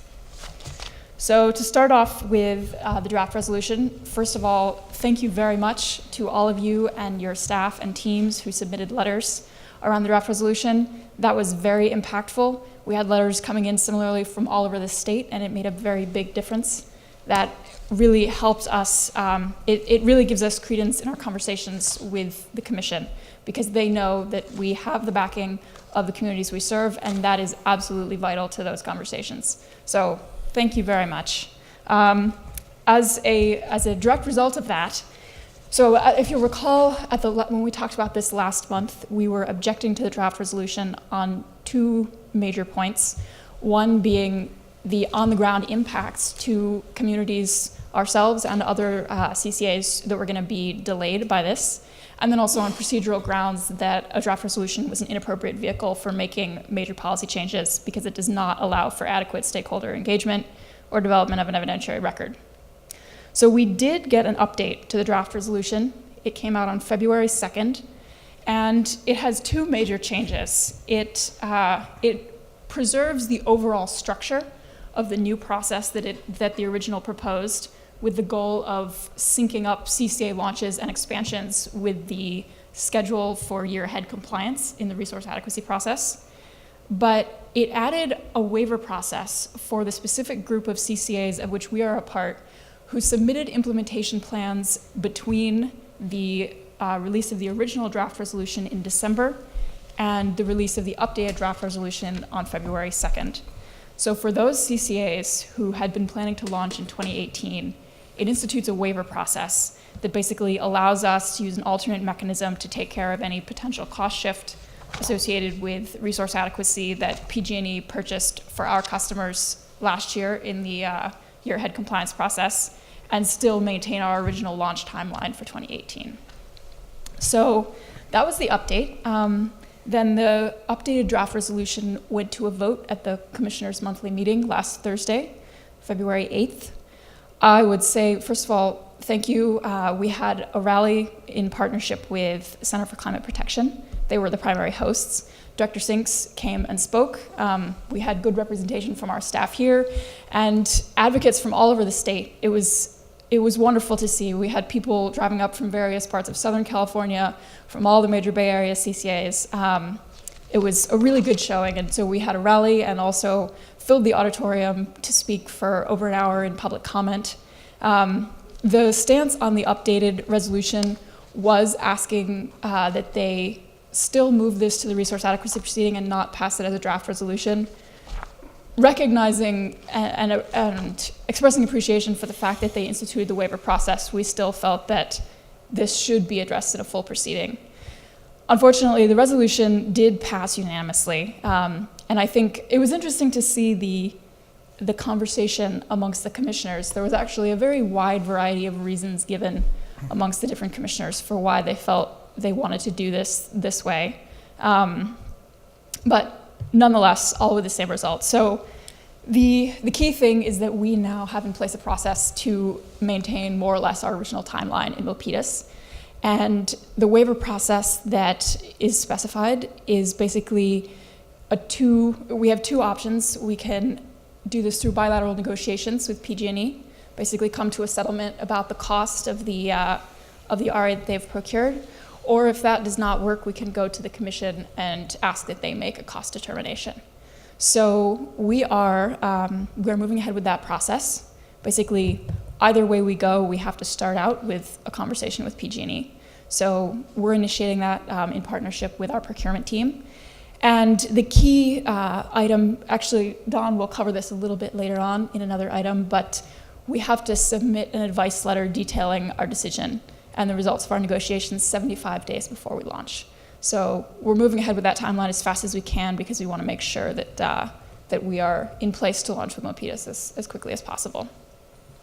So that is the draft resolution. And on the procedural side, we still feel that this was not an appropriate use of the draft resolution vehicle, and we are exploring options at the commission for redress of those grievances.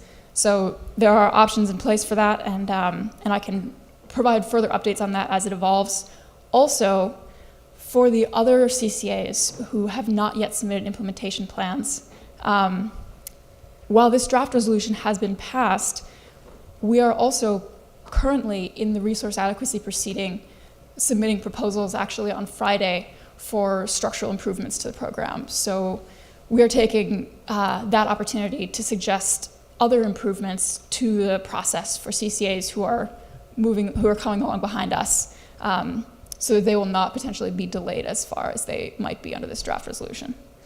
So that is where we stand with that. And there will be updates on the waiver process as those become available.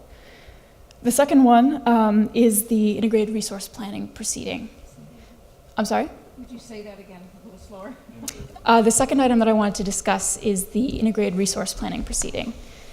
If you'll recall, we had a proposed decision that was released on December 28th and this decision pertains to the process for developing and submitting our first integrated resource plan and how that's going to play into the statewide IRP planning process.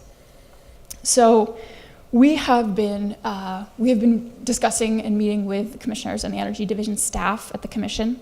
The two main concerns about this decision being that it increases the jurisdiction that the CPUC has over the CCA integrated resource planning process, and also the accounting methodology for GHG emissions that it proposed was one that there were a number of issues that we had with it, one being that it assigns system power coefficients to out-of-state, that is bucket 2 renewables. So we had conversations, and there were actually 2 revisions made to that proposed decision just in the couple days before the meeting last Thursday. This was also on the docket for that same meeting last Thursday. And so that, I would say overall, there has been an improvement. The new language does more explicitly recognize the role of the CCA boards in developing and approving these plans. I would say that it is still definitely not what we had hoped for, given the language that's in SB 350, which very clearly specifies a different path for CCA IRPs compared to those of other load-serving entities. So where we stand on this now is the next deadline in the proceeding is the deadline for our actual integrated resource plans, and that actually has been moved back now from the 1st of June to the 1st of August. So we have the summer also to work on this. And it won't be until after those plans are submitted that the Commission will issue specific guidelines as to how these plans will be reviewed at the Commission. So once again, we're moving forward on a couple fronts, getting the SVCE Integrated Resource Plan started, which is something that you guys will hear a lot more about in the coming months, and also basically figuring out what the implications of this decision language are going to be for us in implementation, and also potentially seeking redress on that as needed. So that is the Integrated Resource planning proceeding. And then the final item that I want to discuss is brand new. And it is something that impacts particularly communities that are forming CCAs, but also very much the established ones. There's a petition for modification by the IOUs to modify a commission decision from 2012. And in order to contextualize this, you have to go back. In 2011, there was a bill passed, SB 790. It was sponsored by then Senator Mark Leno, serving in San Francisco and San Mateo County in District 11. And that was a bill that put limits on what the IOUs could do with ratepayer resources and information related to CCAs, because in the run-up to the formation of Marin Clean Energy, the first CCA, PG&E engaged in some very aggressive anti-CCA activity. So this bill was passed, and then it was implemented at the CPUC in the form of a decision, 12-1236, that lays out a CCA code of conduct, specifying what the IOUs can, the investor utilities, IOUs can and cannot do around CCA marketing. So one of the things that decision set up was a requirement that if an IOU would like to do marketing around CCAs, they establish an independent marketing division, it's called, which has a financial and institutional firewall from the investor and utility itself. And this petition for modification is essentially asking that that rule and those requirements be abolished, and that the rules on marketing around CCAs, talking to the press, and also lobbying basically be withdrawn. And so, as you can imagine, particularly in communities that are trying to build the groundswell of support for CCA formation, this has huge implications, but also for those of us who are established and continuing our ongoing relationship with our customers. So the petition for modification is grounded in a number of areas, one of the major ones being the First Amendment and arguments about free speech. And this is something that we take very seriously, so we have responses are due March 1st, and all of the CCAs that participate in CalCCA we've pulled together a team of counsel that can speak to both the narrative history here, the reasons why these requirements were put in place in the first place, and also the First Amendment concerns. So this is something that is moving quickly for the time being, in that responses are due in a couple weeks.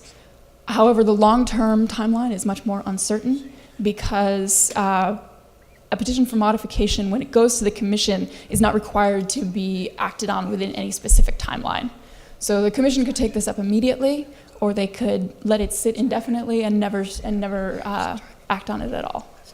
So that's something to be aware of. We are treating this very urgently, and again, I will update you as soon as I have other things. So I think that covers the major items this month. On the regulatory side, on the legislative side, I would say Don alluded to the meetings that we had on the 24th and 25th. Those did go well. I am also looking into a round of meetings when our new CEO comes in. We can do introductory meetings, and I will be inviting all of you guys to come along to those. And On the bill front, we do not yet have any CCA-specific bills that have surfaced, but as always, we're expecting it to be a matter of time. So, and the deadline for introduction of bills is this Friday, so we still have a significant window for lots of things to come in close to the finish line. So, thank you very much, and questions or comments? Anybody have any questions? I have one. Go ahead. You have one? So, in talking with your colleagues here, I note that the E4907 was introduced to the surprise of the CCA community. We considered procedural breach, and not only did they talk about it, propose it abruptly in December, but they actually passed it on the 8th, albeit with some modification. That's good for us, but what happens to a community, either a city or a county, that wants to form a CCA if they get in, say, a month from now? How long will it take for them to be allowed to form or join? That's a good point. So one of the other components of the update to the draft resolution was a change of the deadline for implementation plan submission for those CCAs who want to launch in 2019. So the 2018 launches are currently limited only to the CCAs that had their implementation plans in before the updated draft resolution was released on February 2nd. But CCAs that are still working on their implementation plans, they now have until March 1st to submit those for 2019. And if they submit on March 2nd, what happens? Then that gets pushed out to January 1st, 2020. Although that is where what I was talking about with the proposals in the resource adequacy proceeding comes in, because that's an opportunity, and this was one of the reasons why we were arguing that this should be moved over to the resource adequacy proceeding, was that that proceeding is literally dealing with these same issues right now. So what we're really talking about is resource adequacy is a bogus idea that there's not enough peaker power to supply the grid in the event that, the clouds come out and we don't have solar. So the CPUC is rolling us procedurally. The CPUC is wanting to put us illegally under their thumb on SB 350. The CPUC is going to inhibit other cities and counties from rolling into community choice, making the election to community choice energy for up to 22 months. So my question to you is there any, talking to your colleagues, is there any will to actually go on the offense here, either to explore legal options or bills or whatever, or are we going to continue to take these stomach punches? Well, two things. I would say, first of all, to clarify on the resource adequacy point, they're not positing that it's a reliability issue, but they're positing a cost allocation issue. And the idea that the way the resource adequacy process was structured before, even though everybody was following the rules as they were written, it was resulting in double procurement of RA for certain groups of customers. And so we are now trying to fix that cost allocation question. So they would delay up to 22 months because this is a hard problem to solve? I mean, wow. Again, they won't grant the waivers for them too. It doesn't sound like they can't go through a negotiation with PG&E or.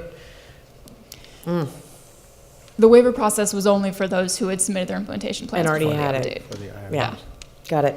So, I mean, to this question of are we ever going to get off of defense and start playing offense, is there any will in the community among your peers at this point? There is, and there are discussions being had both around the integrated resource planning decision and the draft resolution. There are avenues for seeking redress after a decision or a draft resolution has been passed, both at the commission and outside of it. I would prefer not to speak in great detail about that at the moment because those strategies are still very much in development and we don't have a public stance yet. Sure. But if you guys would like to have a closed session or some other avenue, we can talk about that, and I will also provide updates as soon as we have a finalized strategy. This director certainly would, and I would add that I rode up in the car with Dave Pine, Jan Pepper from PCE, Steve McShane from Salinas was there, Lindsay Horvath, and they're just starting in West Hollywood, a council member. She was there, and I think a lot of us electeds are feeling a real urgency when we understand that our existence is not given, right? We may feel comfortable, we've had a great first year financially, but if, the cities, especially those in the South, are inhibited from coming in, we may really not have the political clout to survive the grinding thumb of the regulatory process. If we're put under the IRP process, this is going to be very expensive for us. We talked to some consultants who work for us, and they share this concern that this is the real risk we face as an agency. So we're going to have to figure out, do any of your colleagues share the idea that we really ought to up the budget for CalCCA and hire a bunch more people and really start looking at various avenues by which we could pursue this?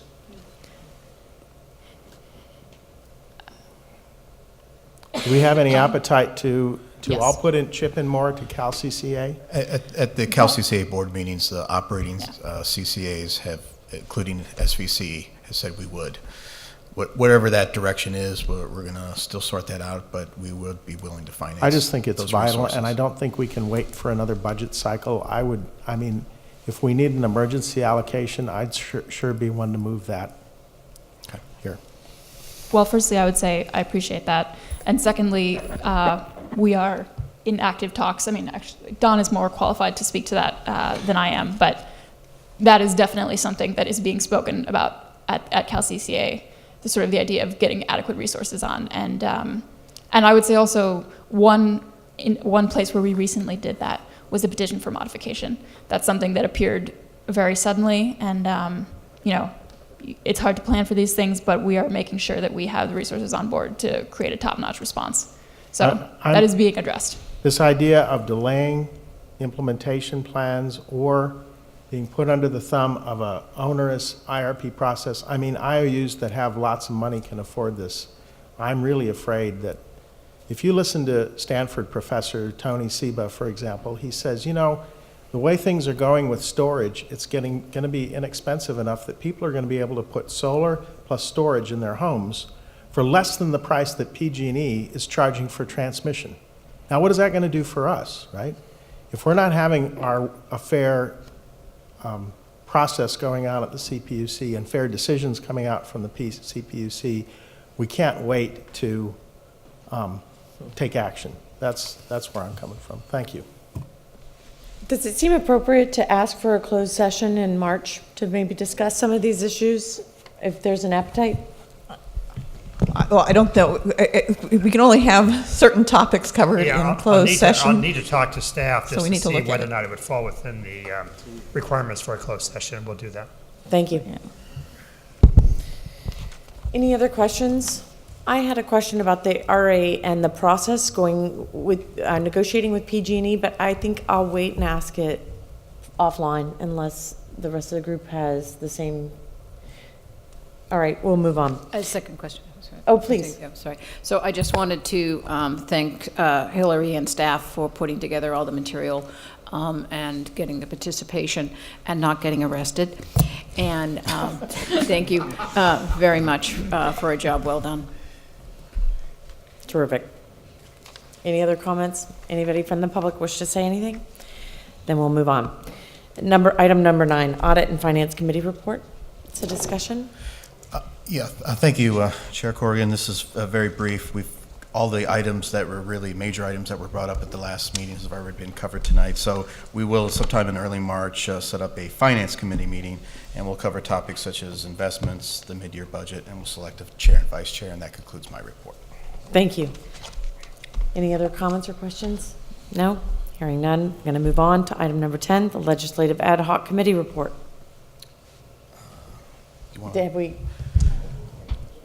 I'll defer to Chair Sinks first. Okay, well, I volunteered, so I guess. We had a discussion about these items. I think we recognized challenges. I think that, we decided that it would be appropriate to talk in closed session about some of our legal options. going forward, and ask some questions of staff. How long do we have to consider challenging this decision by the CPUC or decisions, and what's the process? So we're basically looking for legal advice that we could bring back to the board. And yeah, I'll say I'm, of the committee members, the most concerned, right? Or at least I'm, as you can tell tonight, right? I'm Alarmed. Well, I'm furthest. If you want to get the most alarmist person, I'm there, right? That's a good thing. And everybody else is like, it'll be okay, but yes, we need a strategy. Correct. Thank you. So that would conclude the report, and we'll welcome Steve Tate's hand of experience and voice of experience and help, right, with our legislators in his neck of the woods. Thanks. All right, moving on. Item number 11, Commercial Peak Day Pricing Transition Program. Hello and welcome. Well, thank you. Good evening, directors. If you remember back to our meeting in August, many of you were here, we presented a number of programs, and the board approved moving forward on two. One was working with the local municipalities on a greenhouse gas inventory program. We've retained a consultant for that, and we're moving forward, and we'll be reporting on that in the next few months, making some good progress there. We also went to work on a program in the demand response area. PG&E has a program called Peak Day Pricing. We are not eligible as a CCA to participate in that. There are a lot of commercial customers who do. So we really viewed it as important to come up with some sort of a competitive response to that, an answer. And it's really complicated. And so a lot of work's been done. We've developed some new capabilities. I want to introduce John Supp. Many of you have had the pleasure to meet John, but if you haven't, you'll enjoy that opportunity. John has really done the heavy lifting on this and is going to present what we've done on the peak day pricing front. Great. Thank you very much, Don. Again, my name is John Supp with an account services team with Don Bray. And it's very timely. I think the conversation earlier about what is being done to work with commercial customers, this is specifically one of those areas that we've invested in to make sure that the Silicon Valley Clean Energy offer is appealing to them. So I just want to characterize demand response momentarily. As part of a healthy and bountiful energy future, right, that we were already building here, carbon-free electricity really is that foundation. And upon that foundation of carbon-free electricity, we need to build out some other areas, more renewables, more storage, beneficial electrification to get away from fossil fuels, effective rate design, and finally demand management, the ability to match customer load with available energy. And it's within that section that we launched our first effort called demand response. And demand response is really about getting that customer to make a short-term behavioral change, given some kind of signal, say a hot day, right? We need you to make some kind of change. So I want to talk about why we got this started. Don gave a little bit of the background, what it is we did, how did it work, what did we learn from it, and then where do we go from here as a group? So as Don mentioned, peak day pricing is only available to PG&E customers, not CCA customers. It is a generation-focused program. It affected and it was participated in by 12,000 commercial accounts that would transition to SVCE. They would lose that eligibility upon transfer to SVCE. So we thought it was prudent to figure out a way to work well with them. The fundamental of PDP is it offers a potential cost benefit if you can reduce your demand during certain times of the year. It gives you a carrot to participate in the program, and it also delivers a stick. If you don't meet those commitments, you will end up paying potentially even more money than you would have if you hadn't been a part of the program at all. So it's a very interesting dynamic for that. In addition to the sheer magnitude, 12,000 customers, during our conversations with customers, we encountered various misconceptions about PDP whether they were on it, how it benefited them. And so it was prudent for us to develop our capabilities to understand what peak day pricing was, what demand response did. And as Don mentioned, you approved this effort back in August. So in brief, I think I talked a little bit about peak day pricing, but I wanted to share the sheer magnitude of what the offer is. On some of these event days, up to 15 per year, during just a 4-hour window, the stick part of the program would raise your energy rates by anywhere from 4 to 8 times their normal rate. So moving energy costs as high as $1.20 per kilowatt hour. Now, most customers are paying about 15 cents per kilowatt hour for that same energy. So this is a really big stick that you have to avoid. The carrot on the other side is, for the entire 6-month summer period, you get to save money on the demand side. So you're having to balance these two different aspects of your energy consumption. And I think that's where a lot of the misinformation and misconception of how effective this program really is was coming from. Because you really have to work with both different carrot and stick, the KW and the KWH, to get the effect you want. So what happened? Well, I think the best thing that it did for us is it gave us insight into what was really happening on the customer side. And I think as we thought about this, we expected to see, approaching that 2 p.m. start of the peak day, that there would be some kind of perceptible drop in customer consumption, right? Knowing that they had to drop between 2 and 6 p.m., you'd think you would see that drop. And what we found is we didn't see that drop. In fact, most of the time we saw an increase. And the increase makes sense. I mean, I don't want to mischaracterize the increase. Peak days are 100-degree days. They're hot days. Air conditioning is running hot and furious. And so it's simply hotter that day. So it is likely that use would go up. But again, we expected to see some kind of drop. And in all of the accounts that we reviewed, we saw no perceptible drop in any of the participating accounts. And again, we'll discuss some of the various reasons in a minute. We also identified, again, some of those inconsistencies. Customers who thought they were involved, but they weren't. People who thought they were saving money, but they weren't. People who didn't know they were on it, but did save money. So we found all kinds of different things with this. I think the other part that it really did for us is it developed our own capabilities. So just to do a single customer review was evaluating 15,000 data points against 2 different tariff methodologies, ours and PG&E. And then, wow, we're already at the end? How did we get there? Somehow we jumped ahead. There we go. So the program that we designed was simple. Customers could opt in. Just let us know. If you want this type of savings match, we would do it. And the savings match was fairly simple. We offer a 1% standard discount. That's what the board approved, and that's what we offered. We would compare that standard savings with how the customer did with PG&E tariff, with the PDP impact on it, as if they had continued with PDP. And we said, if you actually do save more money with PDP, we'll match that savings. So our 1% plus whatever you would have gotten from the PDP program. Because again, we're talking about 12,000 customers and a lot of people who think this is working out well for them. So our anticipated results, given the fact that lots of people, given the fact this is an opt-in, we assumed that they would actually be predisposed to saving money with PDP. These are people that said, yes, we have it. Yes, we want protection because we don't want to lose it. Okay, so we promoted that on our newsletter, website, social media, and with direct outreach. So every customer in the top 100 by load was reached out to about their PDP accounts, provided this offer directly, and what we got, we received back the request to review 26 total accounts. There didn't appear to be a whole lot of appetite in challenging the assumption that this was an extremely beneficial program.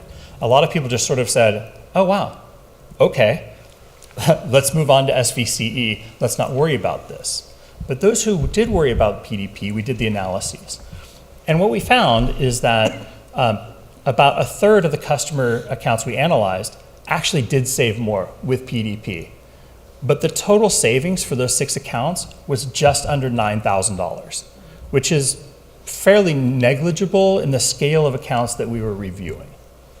On the positive side, 12 of those accounts, or 2/3 of them, actually saved a lot more money by switching to SVCE and not having to face the penalties associated with underperformance on the PDP program.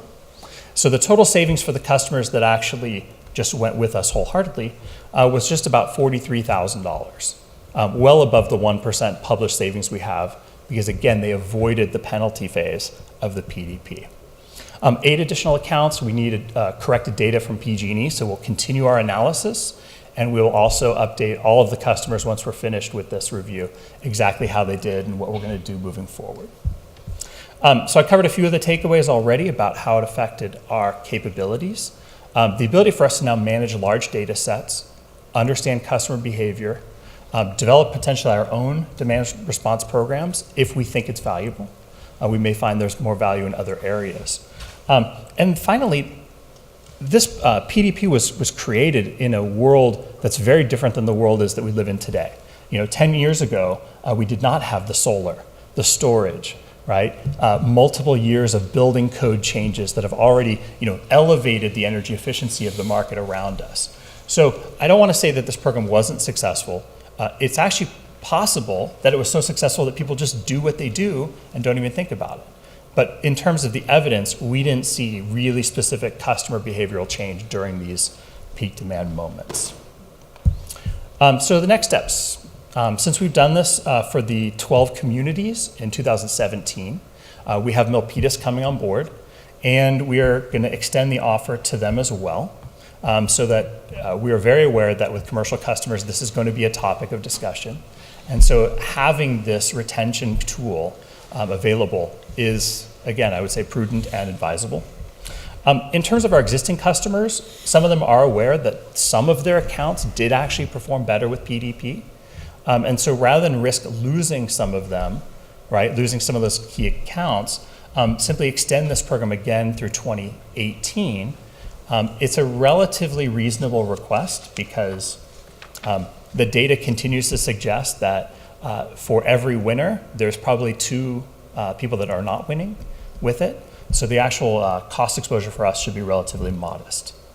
And I think most importantly, and this one I think has been very exciting, we've been able to look now at customer accounts who have already opted out. We've now analyzed some of their PDP accounts, and we found that there are tens of thousands of dollars in lost savings as a result of people staying with PDP. We've just now been having those early conversations with some of those customers. And I can tell you it's been a fairly jaw-dropping revelation when they start to hear this. So we can't say anybody's turned immediately back to SVCE, but simply having this ability to take what was a black box, ooh, PDP might be good, might be bad, and say, no, we know exactly how good it is or exactly how good it's not, and have those conversations. And with that and those capabilities, we are well prepared for moving forward this year. And with that, I'll take any questions. Questions? So we have data for commercial customers by hour? Good question. We actually have it by 15-minute increment. We do. We don't have that for residential customers generally, do we? It's a mix. It all depends on what PG&E metering has been set up. I see. We have 60-minute interval, I think, for just about every customer. Okay. For other ones, we definitely have 15-minute interval data as well. So we could match PG&E's program, or we couldn't? We absolutely can match the program if we want to. So what we did here on a limited case-by-case basis was do exactly that, mirrored that program. Could we actually do a demand response? Could we do a demand response program just like PG&E is doing, or are we having to do this as an accounting procedure after the fact? Great question. So we have the data capability and we have the insight that would let us do it. There's certainly a scaling issue involved. We would have to develop a much larger scale data management system to do it at the scale you might be considering, but it is absolutely technically feasible. Okay. Any other questions? This is jaw-dropping, and I really appreciate what you're doing. I think it's, we're really providing a real service to customers and giving them an incentive to be and stay with us or move over. Thank So you. thank you, it's brilliant.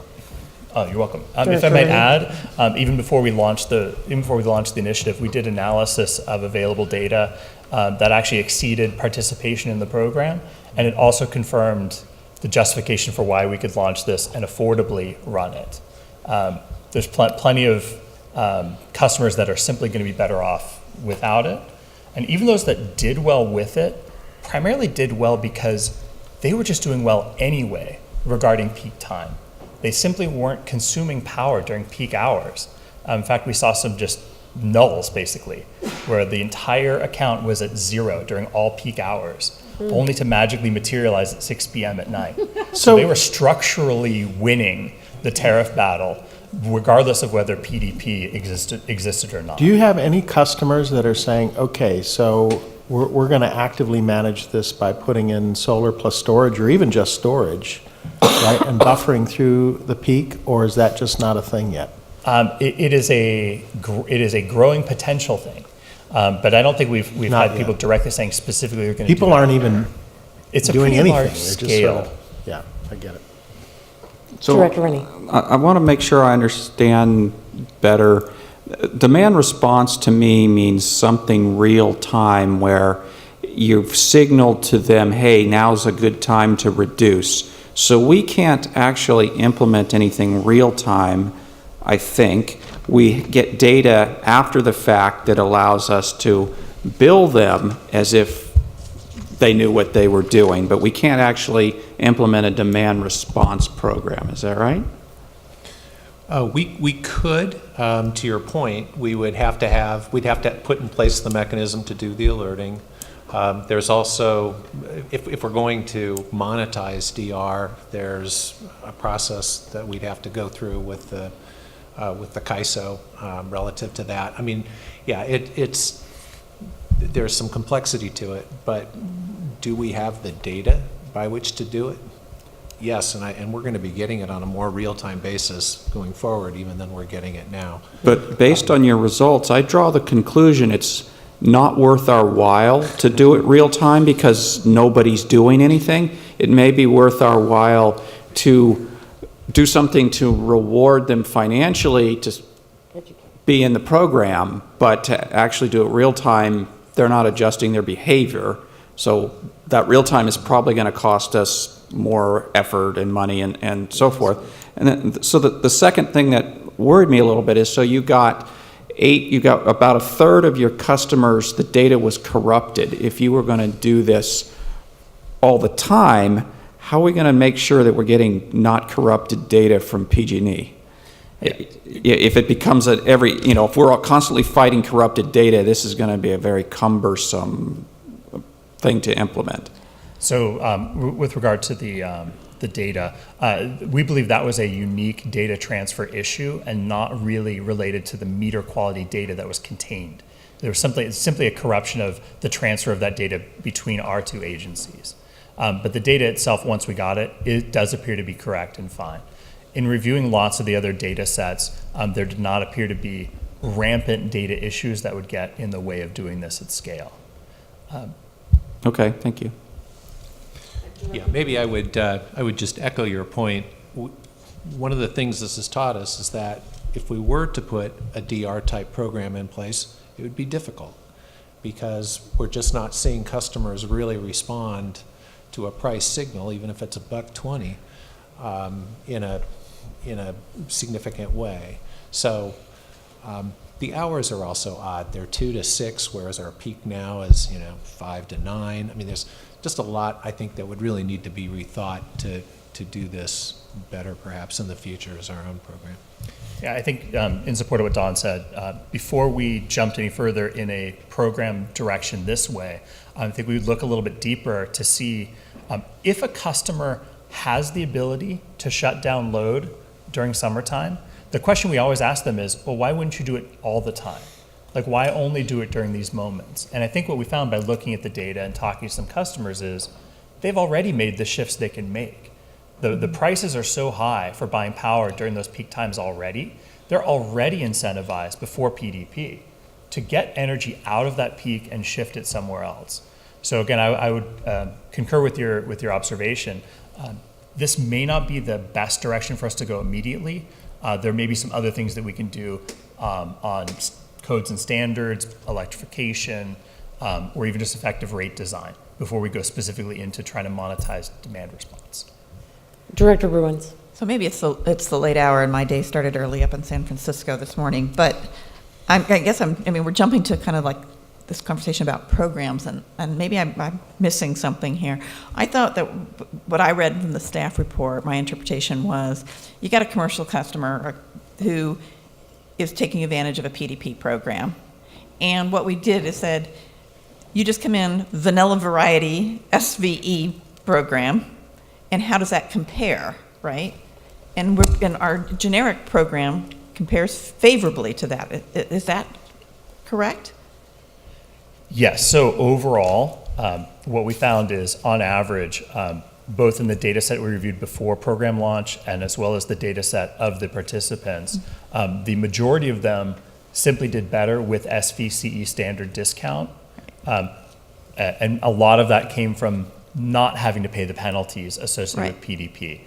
There were only a few accounts where the line was so negligible. It was really quite wild. You either did well because you knew exactly how to manage the tariff, or you did relatively poorly because you weren't able to manage the tariff.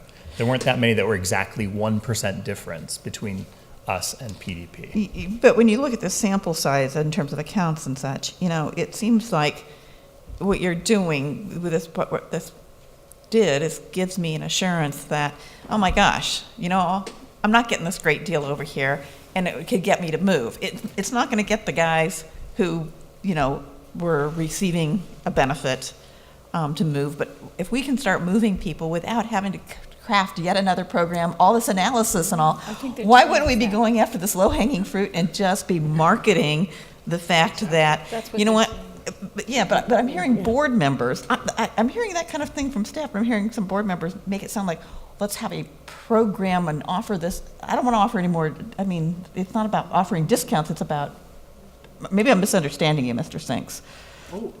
Oh, no, I think this is a great sales tool. They've got analytics to demonstrate why our commercial customers with no additional program, it's going to get better next month, right? Yes, but I heard, and that I'm all for, but the whole idea of trying to say, do we want to have our own demand management kind of service and all of this, that's where I'm not. I think when customers get more sophisticated, right, we're going to want to think about. Eventually. But at this point, I mean. No, I think it's actually astonishing to me, but I think it's wonderful that we have this analytics capability to help customers with stuff that they're kind of clueless about, right? Yes, I hope that with these 6 customers that we put through this, that we're getting some of them to make that switch over. And even though we did have some bogus data, at least it was bogus data except for one customer. Customer 6 didn't have anything but one account, but the rest of them, they were already recognizing where they were on this whole thing. So I say we need to run quickly in terms of trying to capitalize on this, in terms of marketing and trying to swing them over to us. Director Gibbons, I think, has a comment next. Is there anyone else who wishes to comment on this issue? Okay. Thank you. I would like to reinforce what I think I'm hearing, which is from the staff report in this presentation, we are finding that a market that didn't choose us because they had certain, what now appear to be by our analytics, false assumptions about the economics of their approach, we can now demonstrate to them that, you know what, you might want to come over. So I think I'm hearing, and I want to confirm with staff, that this is something that the board would like staff to actively follow through on, to use as a tool, to go to the people that we've spoken about before that haven't opted in, have opted out, and see if we can start regaining some of them with this type of information. Am I understanding that correctly? Yes. Okay. So going forward, I think we want a board direction to staff to pursue this as a marketing tool. So I think that's great. The second question, topic I have is, how, and you just touched on it, how will these analyses change, algorithms, whatever, change when the whole peak time changes when the costs go up. Could you help me with that one? Yeah, I think there's a couple of points on that. One is, the peak for commercial customers is set differently than the peak for residential customers. And so I think we are going to see some changes over time, even possibly recently or soon with PDP. A couple of things. One is, again, that market has shifted. Two, there's going to be a reassessment of when peak is.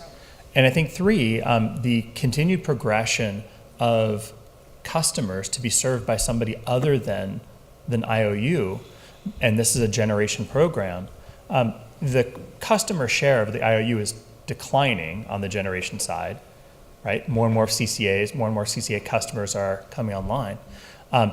That inevitably this program really can't be the same way, can't rerun the same way it was. The customer base is shrinking, more renewables are coming online, more load is simply going to be served in a different way.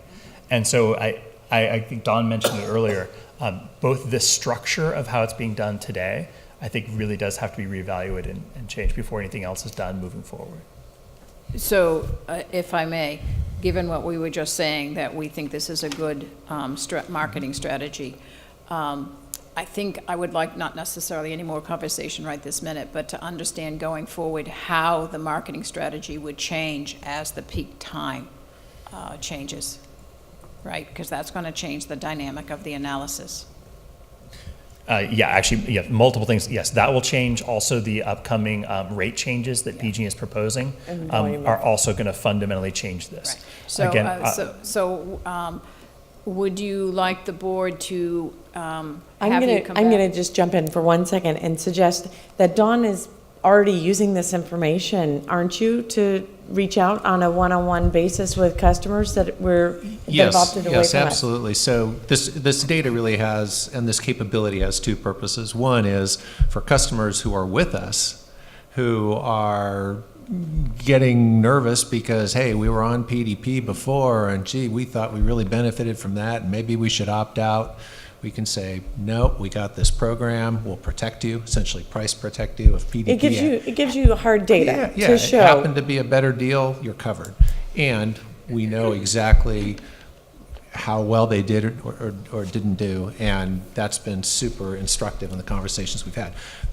For some who've opted out that happen to be on PDP, there's an opportunity to go back to them saying, if PDP happened to be a factor in your decision, we can take care of that now. Do we have are you doing the individual audits on a client, for instance, that you've lost using this algorithm and able to show them? So you can take it as part of your presentation. Hey, you need to come back. You need to be ours. That's my assumption. Yeah, we can do that now. So do they need board, what I'm trying to understand? I don't think so. We're just receiving this report tonight. I think we're just receiving it. Okay. So I'm sorry, I need the answer to my question. I beg your pardon. Are we doing this? Do you need any direction from the board to proceed? No, I think I feel like we're pretty clear on the opportunity that this represents. Again, it's a defensive opportunity for customers who are with us. It's an offensive opportunity for customers that we want to try to bring back. All right. Director Rennie? And I'll be quick. I just want, so I agree, we definitely want to focus on the marketing from this, but not completely throw away what you're learning about how to use the data, because we are probably going to want to do our own fighting of the duck curve, because and it's a much smaller piece of time that we may want to focus on, but that's when carbon resources are used. Even though we consider ourselves 100% carbon free, we know to stabilize the grid, there's a lot of carbon being used at that time when the peaker plants have to come on and so forth. So we can do more to help our carbon-free mission by helping to change that small period, the neck of the duck. So this is a tool we should consider. I'm not saying we should do it now, but keep in the back of your mind working on the tools is all I wanted to say. I appreciate that. Anything else? Any other questions? No, I can tell we're losing the board. I just want to remind everybody, I'm happy to give you plenty of time to discuss things. It is approaching 10 o'clock, so I am going to suggest we move on. Item number, where in the heck are we? Commercial SVCE 2018 rates discussion. Yeah, so in lieu of the fact that rates were not released from PG&E on Monday, no items, no discussion. Thank you. And launching Milpitas discussion, June of 2018. Thank you, Chair Corrigan. We'll just make this real quick. So Hillary's already laid out the issues that happened with 4907 and the waiver process. So I just wanted, the purpose of the staff report is just to let City of Milpitas know that we're committed to a June 1st launch date. So just to briefly on why we can make that date happen. Out of that 4907 with the waiver process, we have step one, which is to negotiate in good faith the pricing with PG&E. If that doesn't work, then we go to step two, which is to say we can't get a deal done with PG&E, CPUC, go through an RA proceeding and tell us what that price should be. I'll tell you that we have begun negotiations with PG&E on Tuesday. We're supposed to get our pricing first stab at this on Friday. So we're not going to dilly-dally on this one. If it looks like it's a reasonable price, we'll move forward. If not, then we'll go to step two and wait for the RA proceeding. The only issue I have with the RA proceeding is then we're moving forward with a price that we don't know, but it's better than being stuck with also a bad price from PG&E. Of note, as Hillary pointed out, the 75-day timeline. So for us to make the original launch date of May 1st, we would then have to file that waiver by February 15th. That's tomorrow, and I'm not even going to get a first response from PG&E on pricing till Friday. So that doesn't suffice the good faith negotiations requirement. But we will wrap this up and have a waiver filed by March 15th and be ready to go for June 1st. So just one question. If we reach accommodation with PG&E and we don't need to go through this process with the CPUC, could we actually launch on May 1st? No, because I'm not going to have a price back from PG&E until Friday, which is the 16th, and I'd have to have the waiver filed by the 15th tomorrow. I see. So the 75-day thing is required no matter whether we reach accommodation or not. Yeah, you still have to go through that process of the 75 days for the waiver. Thank you.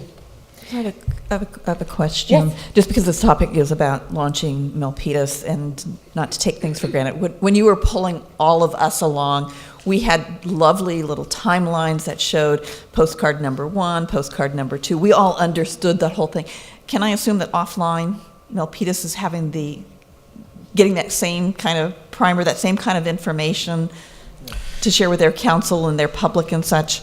Yes, Okay. they are. And Thank you. I just want to make sure that, good, I would love it if we could get that same information. I'd like to know what the plan is for Milpitas too. Phase 1, 2, 3, like we had here? Not Is the that what you're asking for? I think Or Milpitas is one giant messaging? phase, but I think when are the postcards going out, the overview of how that so the program's gonna notifications roll would go out on April instead of March, and everything Terrific. just really gets moved a month. And I don't think I need it in a board meeting. It'd be nice if it just came as an email so we all knew Will do. step by step, blow by blow. Terrific. Are there any board member announcements or direction for future agenda items? Yes, Howard. I have one critical one, just because I love you guys so much. I have spent more of my waking hours today on Valentine's Day with you guys than I've spent with my wife. And to that end, I have brought you all chocolate. So we'll start with Steve. Take Thank one you. and pass them down. Thank you. So I did hear two potential agenda items I'm going to just leave out there. One is to discuss allocating more funds to a legal fund as part of the funding the Cal CCAs. And I think maybe additional closed session, if appropriate, on a discussion about some of the legislative action going on around us. Other than that, I don't have any other direction other than a private conversation I've had. I'm happy to make public because I've talked about it at the library. The library JPA and the SVCE JPA has an enormous amount of overlap. And I'm interested in looking at, Tesla has a very aggressive charging station program they're trying to roll out countrywide. But I have had the opportunity to talk to them about their desire to find places to put charging stations, and I'm interested in looking at whether our libraries might be a great place for that, because it has a built-in hour-long foot traffic when you're charging. Tesla is no longer necessarily doing just proprietary charging. They're doing it so it's universally available for all makes and models of hybrids and electric vehicles. They are interested in having further conversations, so I'll keep you posted as we move forward with that, given my relationship with both the library and SVCE. It's in its infancy. I cannot stress that enough. Do you have any cars other than Teslas in your city? We do. Really? We do. Like you don't have a gas station, but and you we do have have horses, a charger, right? And we have horses, 2 per acre. Any other comments? Yes, we have a competitor to Tesla, which happens to be based in Campbell, and the name of it just went out of my head. ChargePoint, I bet. Thank you, ChargePoint, yes. And they already have a high charging product out there. So we can talk about that. We'd love to talk about. But also, I just, we're at the point of board comments. Am I Yes. following correctly? Okay. So I just wanted to take a moment. We have a new director coming in this next coming week, right? Okay. So I know we'll probably say something more at the next meeting, but I wanted to take a moment to thank our interim director, Mr. Eckert, and all of the staff for stepping up and keeping this organization going in such a stellar way through extraordinary times of legislation, first-year closings, economics, bringing on a new organization, new city, for a group of 13 people. I can't say enough to say thank you, and I'm looking forward to your having more help and an exciting time with a new leader. So thank you all very, very much. Thank you. Well-deserved applause. Director Bruins. Yeah, I was going to say, has staff and previous chair, was any thought given in terms of having a little mixer or something, a little social hour? Because he's coming in kind of like on the heels of this meeting, which means it's a month before the whole board gets together. We can do some sort of little welcome, some little, we've held like little An mixers. open house, perhaps? An open house or something? Yes, well, let's put something together in that. We'll get back to you. I happen to know that Courtney fixes great lemon drops. Oh, for God's sake. Yeah. She does. And I've got one waiting for me at home. So I'm going to Oh, you're inviting all of us over there for the mixer? You're welcome to come. Okay. You're welcome to come home with me. Happy Valentine's. Is there any other comments from the board? Chair, if I could, Yeah. I'd just like to acknowledge we have 2 of our new alternates in the audience this evening. Terrific. Barry Chang of Cupertino Hello, and Lisa Barry. Matichuk from Mountain View. So I'd just like to welcome Terrific, them. and welcome. Oh, and Odessa. And Milpitas, fantastic. Great. So I'm going to close the meeting. Gung Hei Fat Choi, Chuck Nam Nam Moi, I think is Vietnamese, and happy Valentine's Day.